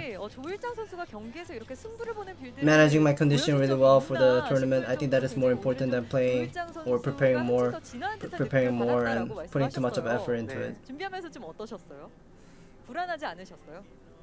일단 좀 뭔가 확신에 찬 뚫기였긴 해요. 좀 하면서도 그냥 끝나지 않을까 이런 생각으로 러쉬를 하면서도 좀 When I had a lot of Mutalisk and did some of the damage with the Zerglings before I make Mutalisk, I had a confidence to go out with 9 Mutalisk.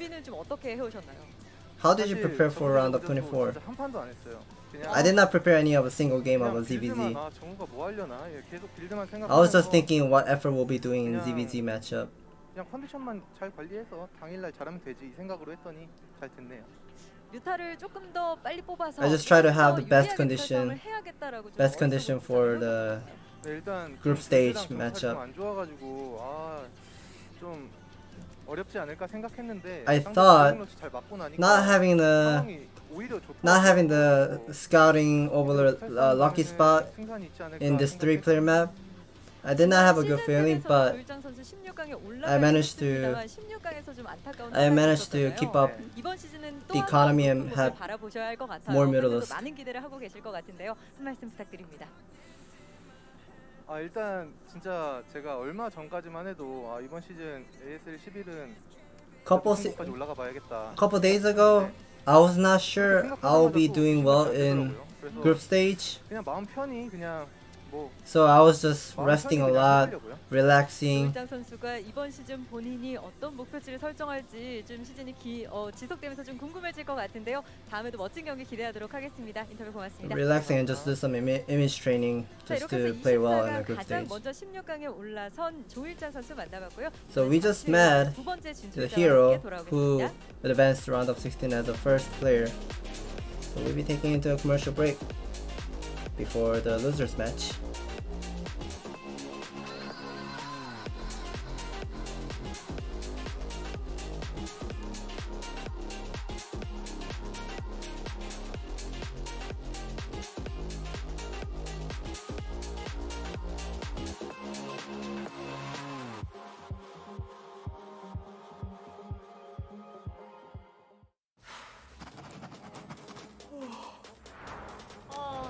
이번에 장학금 타면 노트북 지를 수 있어. 그러니까 조금만 더 힘내자. Let's go.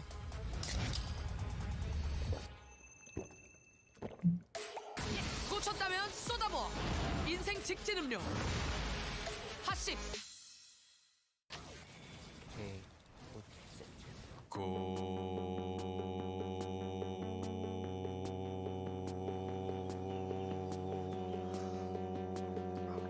성능을 언제 어디서나 가볍게 즐기다. 지포스 GTX 1650 그래픽 최신 인텔 10세대 프로세서 탑재. 고성능 노트북의 새로운 기준 LG 울트라 기어.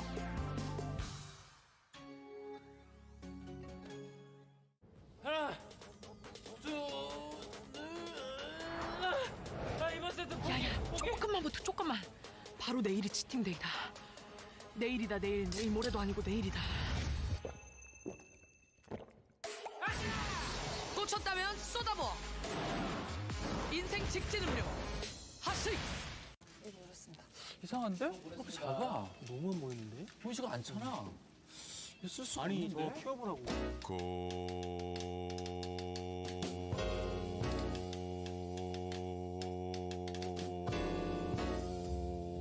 성능 17대 화면으로 언제 어디서나 더 크게 즐기다. WQXGA 초고화질의 17대 화면, 16대10 최적의 화면비, 고성능 노트북의 새로운 기준, LG 울트라 기어.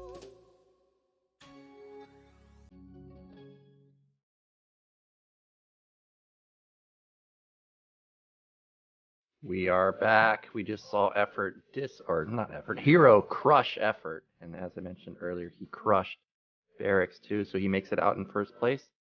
Losers matches coming up. It's going to be SSinz versus Barracks, and it is going to be on, what was that? Ultimate Stream. Yes, Ultimate Stream.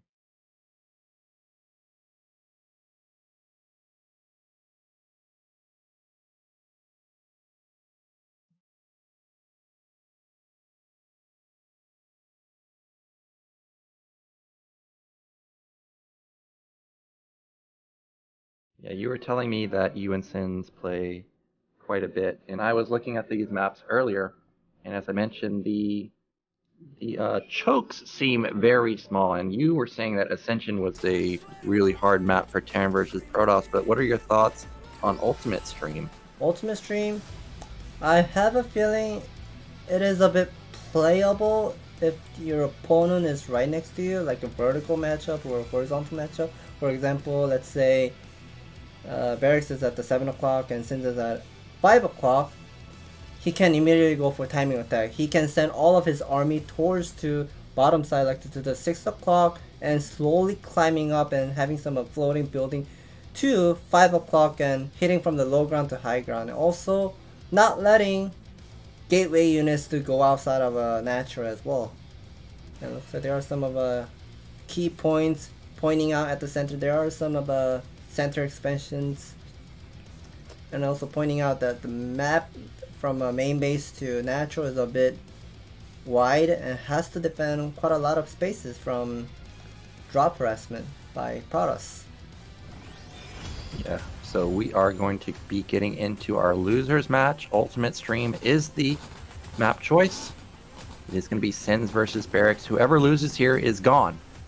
They're going to be quickly out of the ASL. Both players really had very short games in the first series of the day, so they definitely want to have a better showing here and not be eliminated. So let's see if they're going to be SSinz or Barracks going up against Effort in our final match of the day.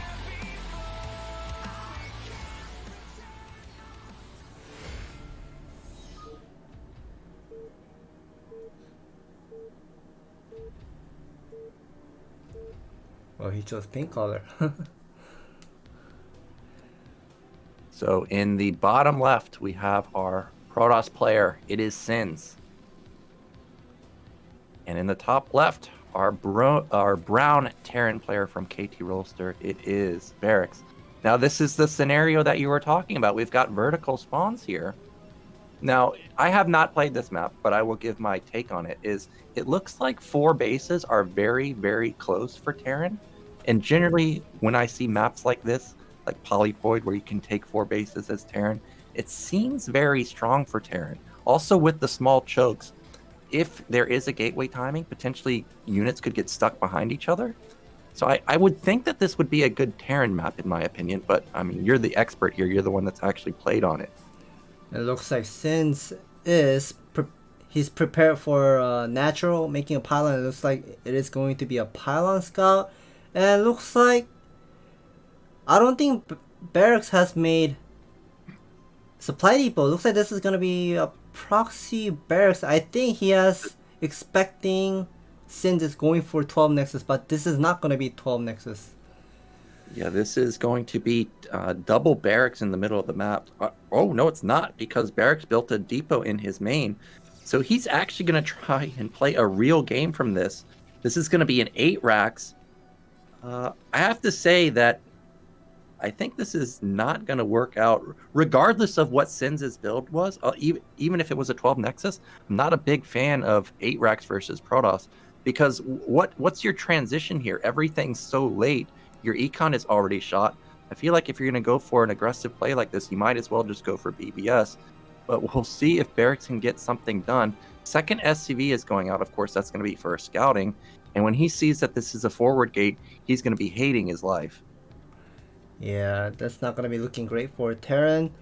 But however, the number of a Marine count in the beginning, it will be much more than a regular Barracks time. And I would like to see how SSinz is going to respond to this proxy Barracks by Barracks opening. Yeah, as I stated, when Barracks sees this, he's not happy. It didn't look like he had much of a reaction, but 100%. As a Terran player, you hate this. Oh, I think SSinz has realized that he met one of the SCV at the 1 o'clock and he saw another second scouting SCV scout at his natural, so he definitely figured out this is not going to be the standard opening by Barracks, so he immediately built the assimilator inside of the main base. Looks like he's going to go for a couple of Zealot into Dragoon switch. Now behind this, Barracks is going into a gasless expand. There's no gas being mined in his main. The probe is very low. It gets taken out. Ooh, you gotta focus the probe. Oh, what a nice micro. Yeah. Oh my gosh, the Zealot and probe micro is fantastic. And those Marines are dangerously low. Probe can even kill that Marine. SSinz is continuing to rally across the map. And as I stated, this opener from Barracks is really, really not ideal. Another Zealot coming across, and there's also no Sim City for Barracks, so it's going to be so hard to just flat out fight this Zealot. Is that the second Zealot? Yes, that is the second Zealot. It is going to buy some time at the Terran's natural. It is going to be, okay, the main base Zealot is going to be falling down, but looks like the second Zealot is also incoming, and the next is also going up. Looks like he figured out this is going to be the Barracks expand, and also it's going to skip the Cybernetics core into Zealot into expansion. Yeah, another Zealot getting into the main. Oh, that's a dead Marine. That's another dead Marine. And it's only 2 Marines left versus just this single Zealot. He may end up killing another Marine. These 3 Marines are all dangerously low. That's going to be 1 more Marine. Oh, really good micro from Barracks right here to save these Marines. 2 Marines will stand. Another Zealot is rallied across the map. Like, there's no factory anywhere near being done. I don't think it's even started. So Barracks right now is in complete panic mode. And he can't even micro against or with those depots trying to move the Marines in and out, and the Zealot's going to pick off another Marine, and another SCV at the entrance is going to fall. That is definitely not happy for Barracks, because Barracks has to use a couple of SCVs, and some of the SCVs will get picked off. All of the mining time and losing a couple of SCV just by the couple of Zealots, that is definitely not going to be happy for Barracks, and it looks like oh my gosh, another Zealot will be arriving. Looks like this is going to be total 3 Zealot against 3 Marine. This is not totally happy for Barracks. Yeah, so 3 Marines versus 3 Zealots. Even the factory SCV got denied. Now I think that unit coming in might be a Dragoon, and once the Dragoon comes in, the Marines can't run anymore. You can see how powerful these Zealots are, taking out SCVs and Marines left and right. 4th Zealot. And as I mentioned, the factory building SCV got picked off. So this is going to be Barracks falling very fast to SSinz. And SSinz is going to be moving into our deciders match versus Effort. Barracks, of course, is going to play it out, but this is game-ending amounts of damage. I don't even know if there's an SCV building that command center at the natural. Oh no, the last Marine will get picked off, and still 2 Zealots remaining. A pretty decent of a health on that 2 Zealots, and it looks like 2 Zealots are trapped. Okay, finally will be taken up by the Dragoon will be incoming. What happened to the bunker? Did bunker get cancelled or get destroyed by the Zealot? I think it... Well, I would assume that Barracks probably canceled it, but because of all the chaos going on, it wouldn't surprise me if it ended up getting canceled by a single Zealot. Goon's going to pick off another Marine. That is a full health Marine. Oh, it's going to fall too. Vulture going to try and save the day, but with a reinforcing Goon coming, I think that he'll be able to pick off the remaining Marine and Vulture. Regardless, SSinz can do whatever he wants. He could build a Nexus at another base. He could go Citadel. He could go Robo. He could go Gateway Man. There's no bad choice here. He can do anything he wants. Now, the goons are a bit overextended, and SSinz realizes that, so he's going to back off for now. Somehow, Barracks has stabilized, or at least not died, but he is in a world of trouble. Factory just now got its add-on, and I think support bay is going to be coming in. Yeah, looks like the supply count is about double, and the number of a Dragoon, even though the Dragoon range is not done, it is still looking scary because Barracks is right now stuck at 28 supply, 27 supply, and only a single factory. He does not have much of a units to defend of this 2 Dragoon into 3 Dragoon pressure. It looks like this is going to be switching into Reaver harassment after this Goon pressure. Well, more vultures coming out, and that's not going to be a counter to goons. You can see that Barracks is trying to get away with as greedy as a follow-up as possible, try and build those cheap units, rely on mines, but that's just not going to happen once the vulture or once the Reaver comes out. Really great micro from SSinz. You were mentioning he was a micro player, and you can see it right here, doing a fantastic job with the goons. Now this might be a bit ambitious. He didn't see that those mines were placed. Oh, that's a great connection. Gets 2 goons. That's the type of hits that Barracks needs to get back into this game.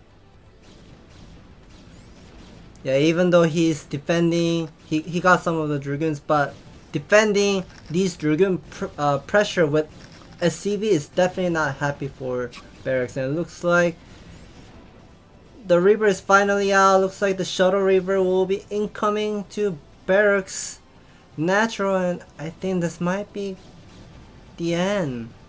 Yeah, it's over. There's no DPS. He either lands on a mine and the Reaver explodes, or all of the SCVs are exploding, and he sees where all the mines are being placed. So the Reaver comes in. There's no counter to it. Almost triggered a mine. It almost did. Wow, Scarabs is doing great job.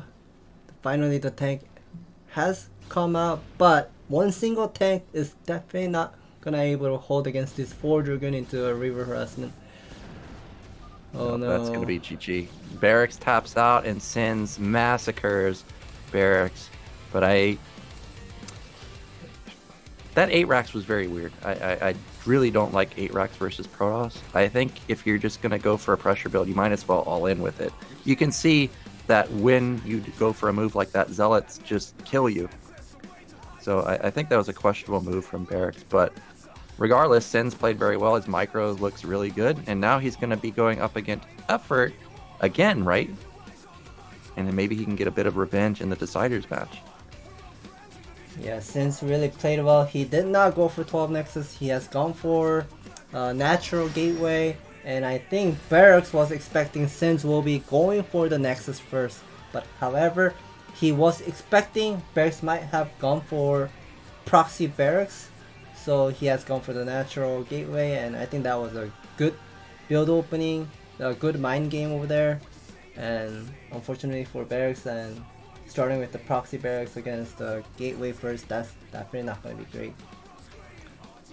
Yeah, so that is going to eliminate Barracks, and now we are going to go into our final game, Effort versus SSinz. But of course, that's going to be after this short break. Oh, are we not going into a break? Looks like... Yeah, I guess we're not going into the break. I guess it was such a quick game that maybe they aren't going to be going into a break. And now, our final map. Is this a map that's picked by the players, or is there it will be, there are 3 maps, and the 3 maps are Polypoid, Fighting Spirit, and Polaris Rhapsody. And both of the players will be banning one single map, and the last remaining map will be played on the final match.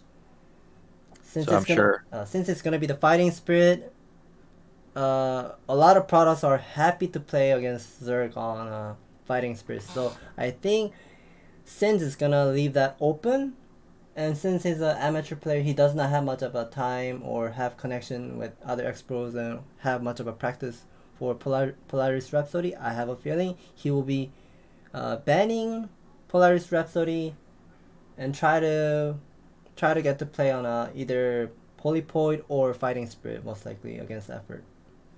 Yeah, I would agree with that. Polaris Rhapsody, even if he had a lot of practice, the third base it's very far away, and I think both of them are also mineral only, so that's really not the greatest Protoss map. So that would be an instant ban for me if I was Protoss. And then everybody's favorite would be left open, which is Fighting Spirit, a very, very good map for the Protoss player. So I wouldn't be surprised if we see Fighting Spirit actually being the map choice. What are these drinks that they're drinking? I recognize Hot 6 advertisement, but does that say the king? Yeah, it says the king. But I see the bottom side. It says Hot 6. Maybe it could be Hot 6. So maybe a potential new flavor. I've actually never had Hot 6 or any of the well-known Korean drinks that the foreigners know. Hot 6. What's another one? I'm trying to think. Monster? Oh, not Monster, but it looks like we're just going to be going into a break. And we will be back in a couple minutes. 아니 이번 시즌은 꼭 다이아 찍는다며. 아 그럼 빨리 달려야지. 달려. 뭐해. 꽂혔다면 쏟아버. 인생 직진 음료. 핫식스. 디자인을 하면서 가장 중요하게 생각했던 부분은 울트라 기어의 차별화된 브랜드 메시지를 잘 나타내는 것입니다. 신과 영웅들의 최강의 무기들을 검토하였습니다. 그중 니케의 승리의 날개를 모티브로 지금의 울트라 기어의 로고가 탄생하게 되었습니다. 울트라 기어의 이니셜인 U와 G를 비상하는 날개의 형상으로 레드 색상을 사용하여 강력한 에너지와 힘을 나타내었습니다. 울트라 기어는 최상의 퍼포먼스로 진정한 게임의 즐거움, 승리의 기쁨을 여러분께 선사할 것입니다.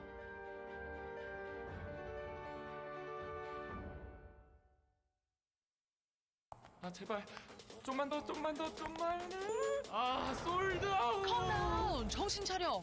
슬퍼할 시간이 어딨어. 끝까지 가는 사람이 개 타는 거야, 오케이?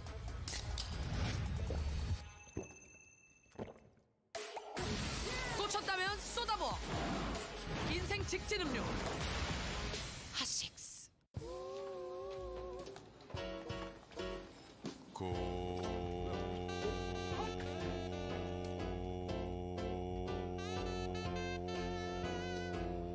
성능을 대용량 배터리로 언제 어디서나 더 오래 즐기다. 72Wh 대용량 배터리, 고성능 노트북의 새로운 기준, LG 울트라 기어. 듀얼 메모리, 듀얼 저장 장치. 고성능을 듀얼 업그레이드로 더 오랜 기간 즐기다.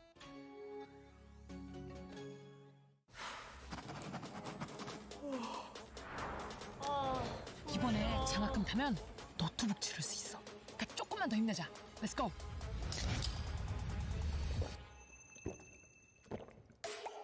꽂혔다면 쏟아버. 인생 직진 음료. 핫식스.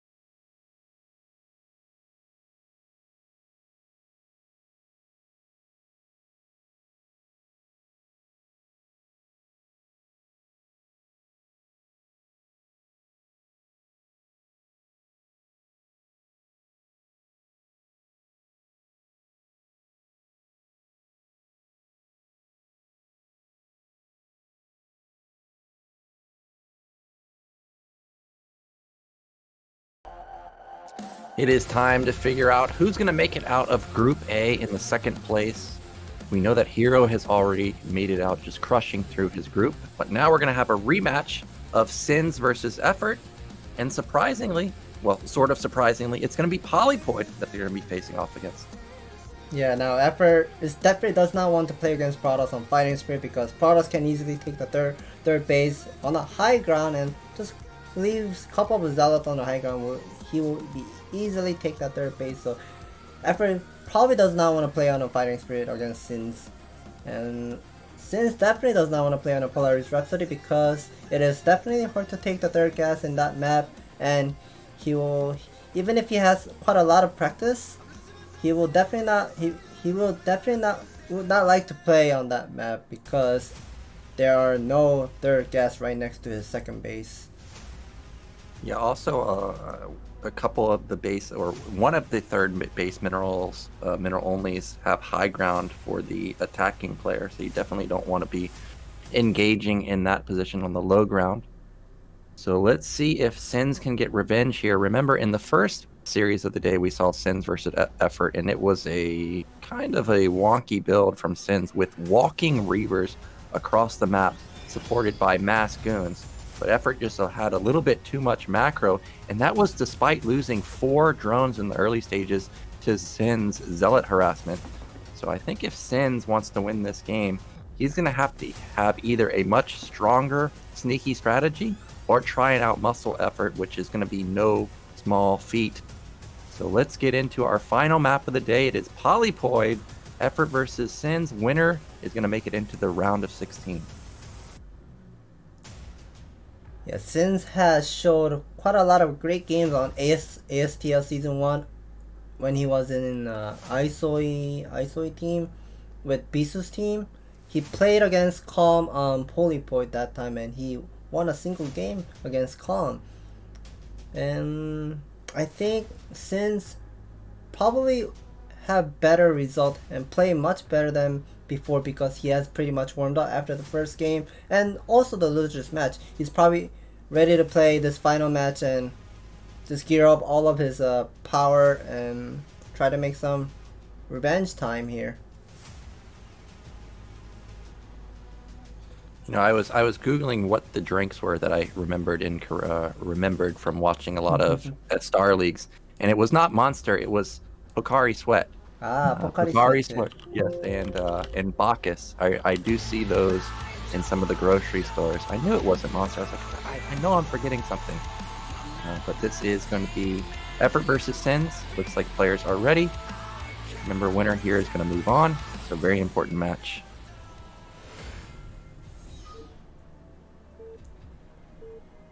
SSinz in the pink again. Maybe pink is his good luck color. Yeah. Here we go. All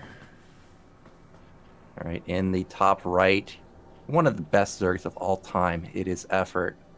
And in the bottom left, an up-and-coming Protoss player. You know him from Artosis' stream. It is SSinz. So I imagine that this is probably just going to be standard gateway opener. Now, there's a lot of options for Zerg, and it could be a third hatch at the middle only. It could be a third hatch at mid right. Something that I noticed that a lot of Zergs don't do anymore is they don't take their third base at another base's natural. They don't try and play for the defensive style that Larva likes to play for. Is there any particular reason that they ended up stop going for that? Oh, like taking another spawning location, the natural expansion?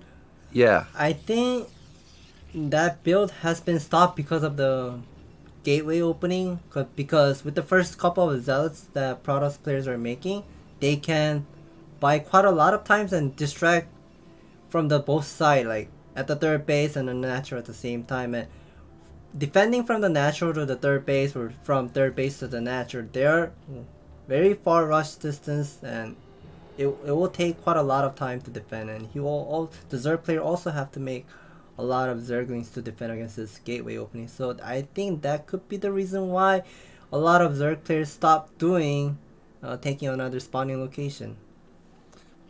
Well, we see that SSinz went for the mid-left scout, try and intercept the Overlord.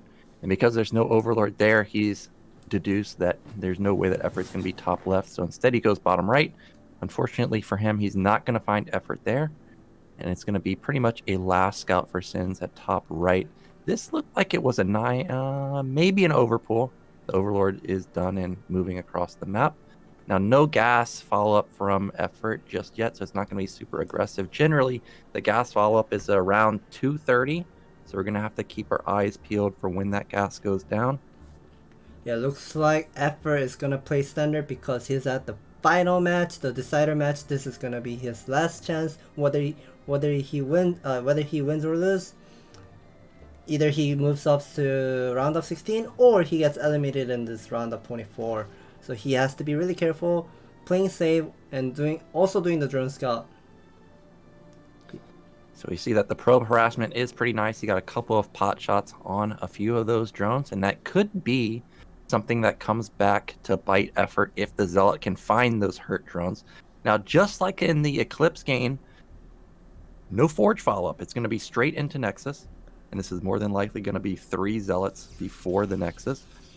Meanwhile, effort is taking mid-right, so he is going to have access to a third gas, but a lot of times that's not exactly what Zerg's rush for in this particular matchup. 2 Lings are going to get across, 2 probes already on the ramp, so these should not be able to get in. Meanwhile, it looks like gas was taken by effort. Oh, we get the probe, and he gets in. That is not definitely happy for SSinz, losing 1 single probe. And with the first Zealot, I think it is doing some of the harassment at 3 o'clock. It looks like effort still does not have any Vespene gas. Looks like he's making more of a Zerglings on the map and sending towards to SSinz natural. Yeah, so more Lings have been made. They're going to try and kill this Zealot. Now, this is what effort likes to do. When he does draw you out of position even slightly, he will put continuous... Oh no, he just walks by the Zealots, and that's going to be 4 more Lings getting into SSinz's main. That is definitely not going to be great. Both of the players have to be microing from the both sides, but since effort has these 4 Zergling inside of a SSinz main base, SSinz has to be paying more attention to save all of his probe, not losing any of a probe from those 4 Zergling harassment.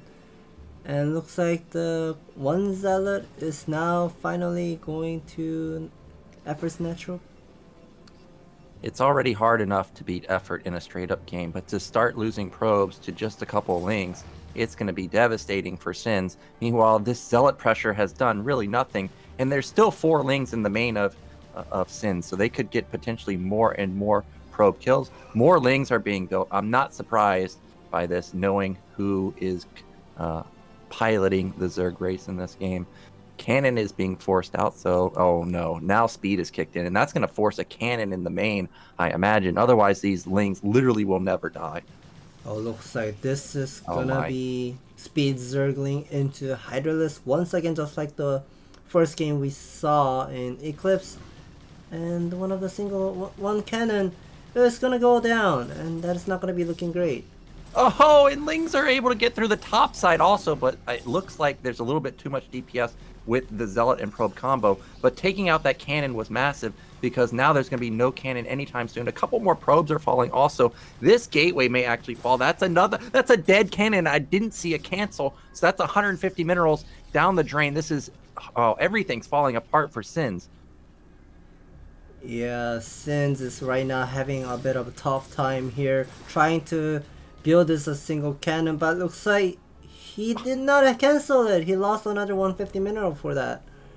Oh my gosh, a nightmare. These Lings are just wreaking havoc all over SSinz's base, and behind this is 3-hatch Hydra with a decent drone count across all the bases, so this isn't even all in, and SSinz has no idea because he has nothing to scout with. His initial Zealot pressure did nothing, got instantly picked off. Now he's going to be moving into speed Hydras.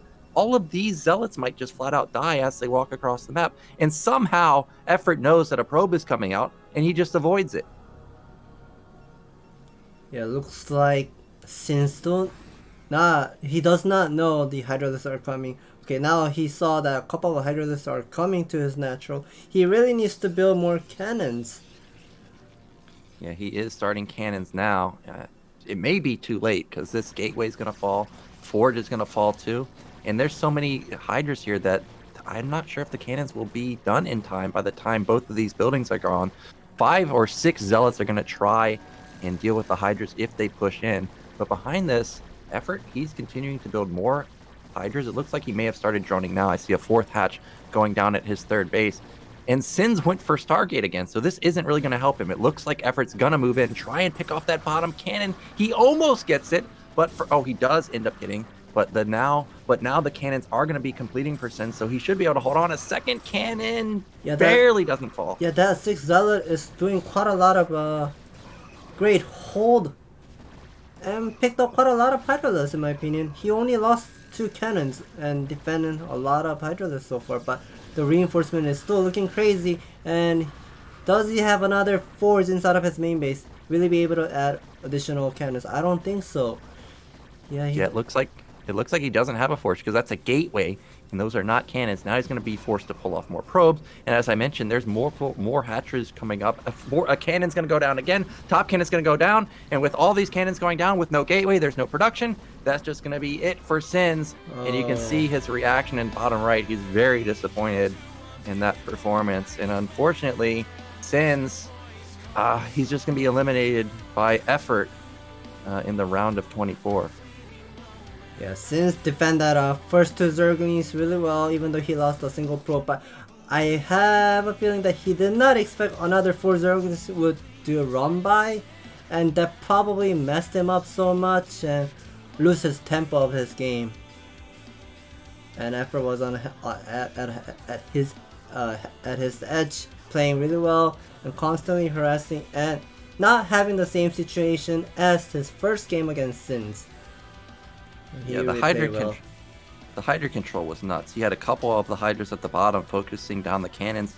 Meanwhile, the other ones were not bugging out outside of range of the cannons. They were dealing with the Zealots and dealing a lot of damage and dwindling those shields and armor very quickly.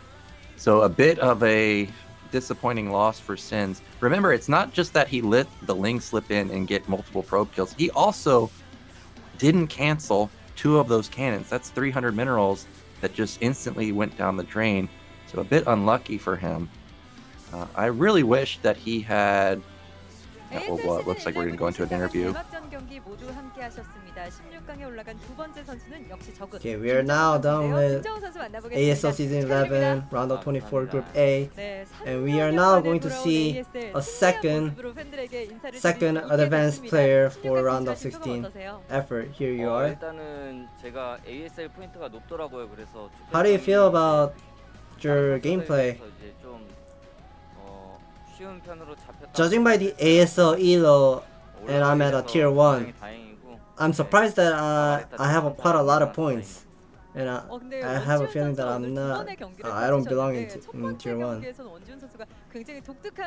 And today's matchup was a bit tough in my opinion because recently I just finished my military service and tried to recover all those skills that I have been playing really well from the past. It took quite a lot of time.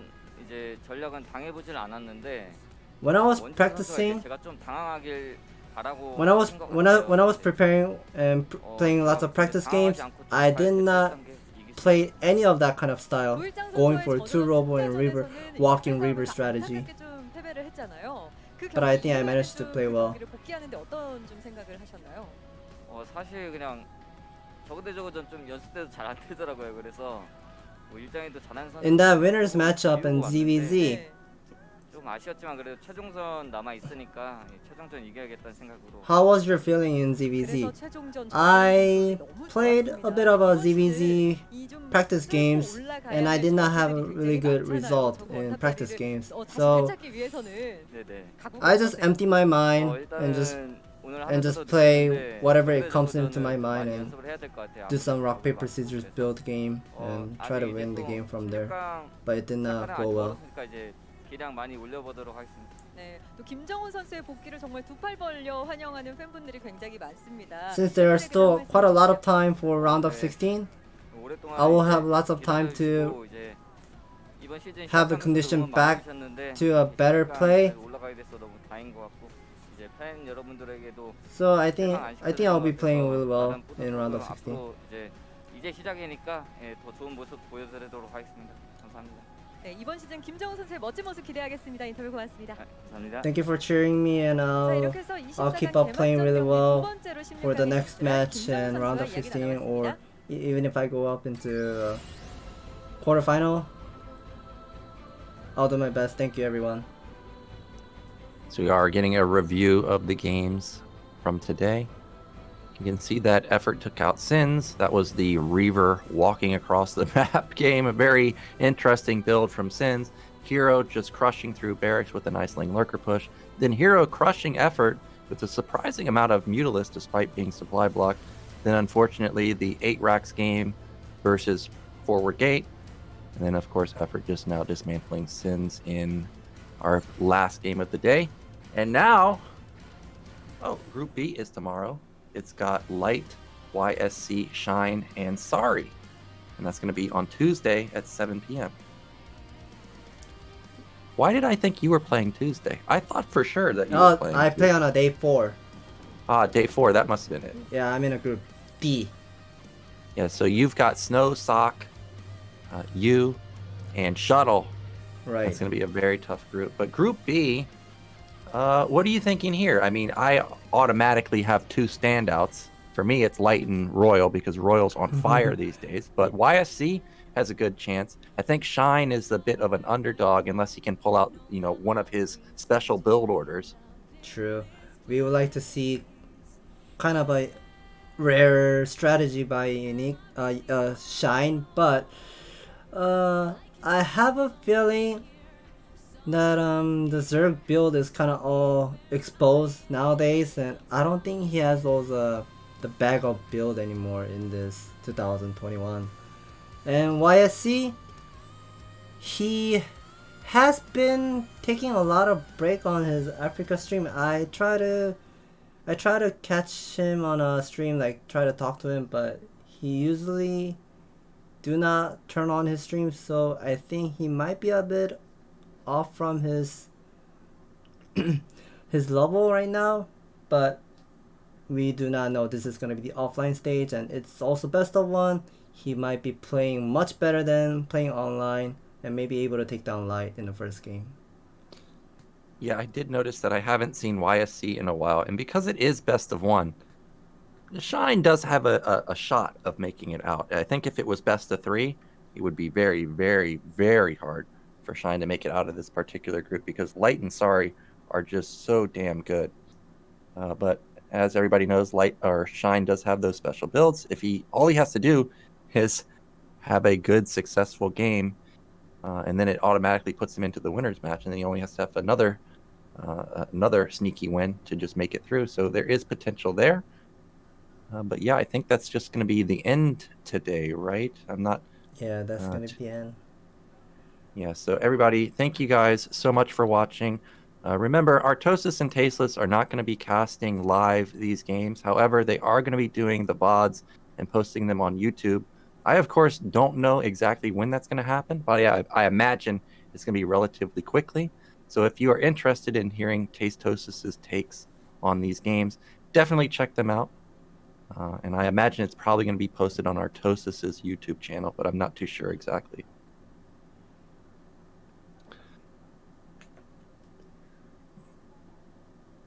Looks like the Korean caster is pointing out something. Maybe they might. I would like to hear what they're talking, but you don't get to hear that. That's unfortunate. Yeah, when I came, or as a foreigner listening to Korean cast for a long time, the Korean casters are always so hype, and it's nice to finally understand a little bit of what they're saying. I've been taking Korean classes for a tiny bit, but they still speak so fast. I don't know most of the things they say, but I listen to Caster Muse. Sometimes I can pick up some of the things he has, and I'm always interested to hear what Into the Rain has to say, the caster on the left side, because he was a very old school pro in the olden days. I wish they would have like the Marine casting, but I guess he's not doing casting anymore. The Marine, yeah, I think he's doing another casting for another game. Or I'm not sure. I don't know what he does recently. I know that Piano has started casting, and that's, you know, as a Terran player, that would be interesting to me. But yeah, I don't have the... Piano has been casting those KCM Race War, and it's like a 3 Zerg team, 3 Terran team, and 3 Protoss player team. They just pretty much play each other and eliminate each other, and whoever survives the last, their team wins. Yeah, KCM is a very fun tournament. And as I mentioned before, Rush in particular has been crushing. Also, Sorry has been crushing too. But how was casting today? This is your first big cast. Of course, you have been casting some YouTube videos, but what about doing it live? What were your thoughts on today? It was a bit tough because I also have to manage looking at the viewers' feedback of our audio setting, because this is our first live stream and we are not able to adjust the game sound because we're getting all those game sound from Africa Studio. We're getting all those clean feed, so it was a bit tough, but it was still fun to cast. Yeah, it was fun. I'm a bit sad that it wasn't best of 3. Best of 1 is very ruthless. Today was not a good day for Barracks. Barracks is a very good player. I'm a bit sad that he didn't really get to show his builds. I think that Goliath build he played on Eclipse had potential, but unfortunately, Hero just caught him off guard. And then the 8 racks, that was not an ideal build. As he mentioned, it was most likely for the 12 X's. I hear the sounds now, so I guess that's gonna wrap us up for the day. So again, guys, thank you so much for watching, and we will be back on Tuesday at the same time, same place. Bye-bye. Bye-bye, everyone. And stay safe from coronavirus.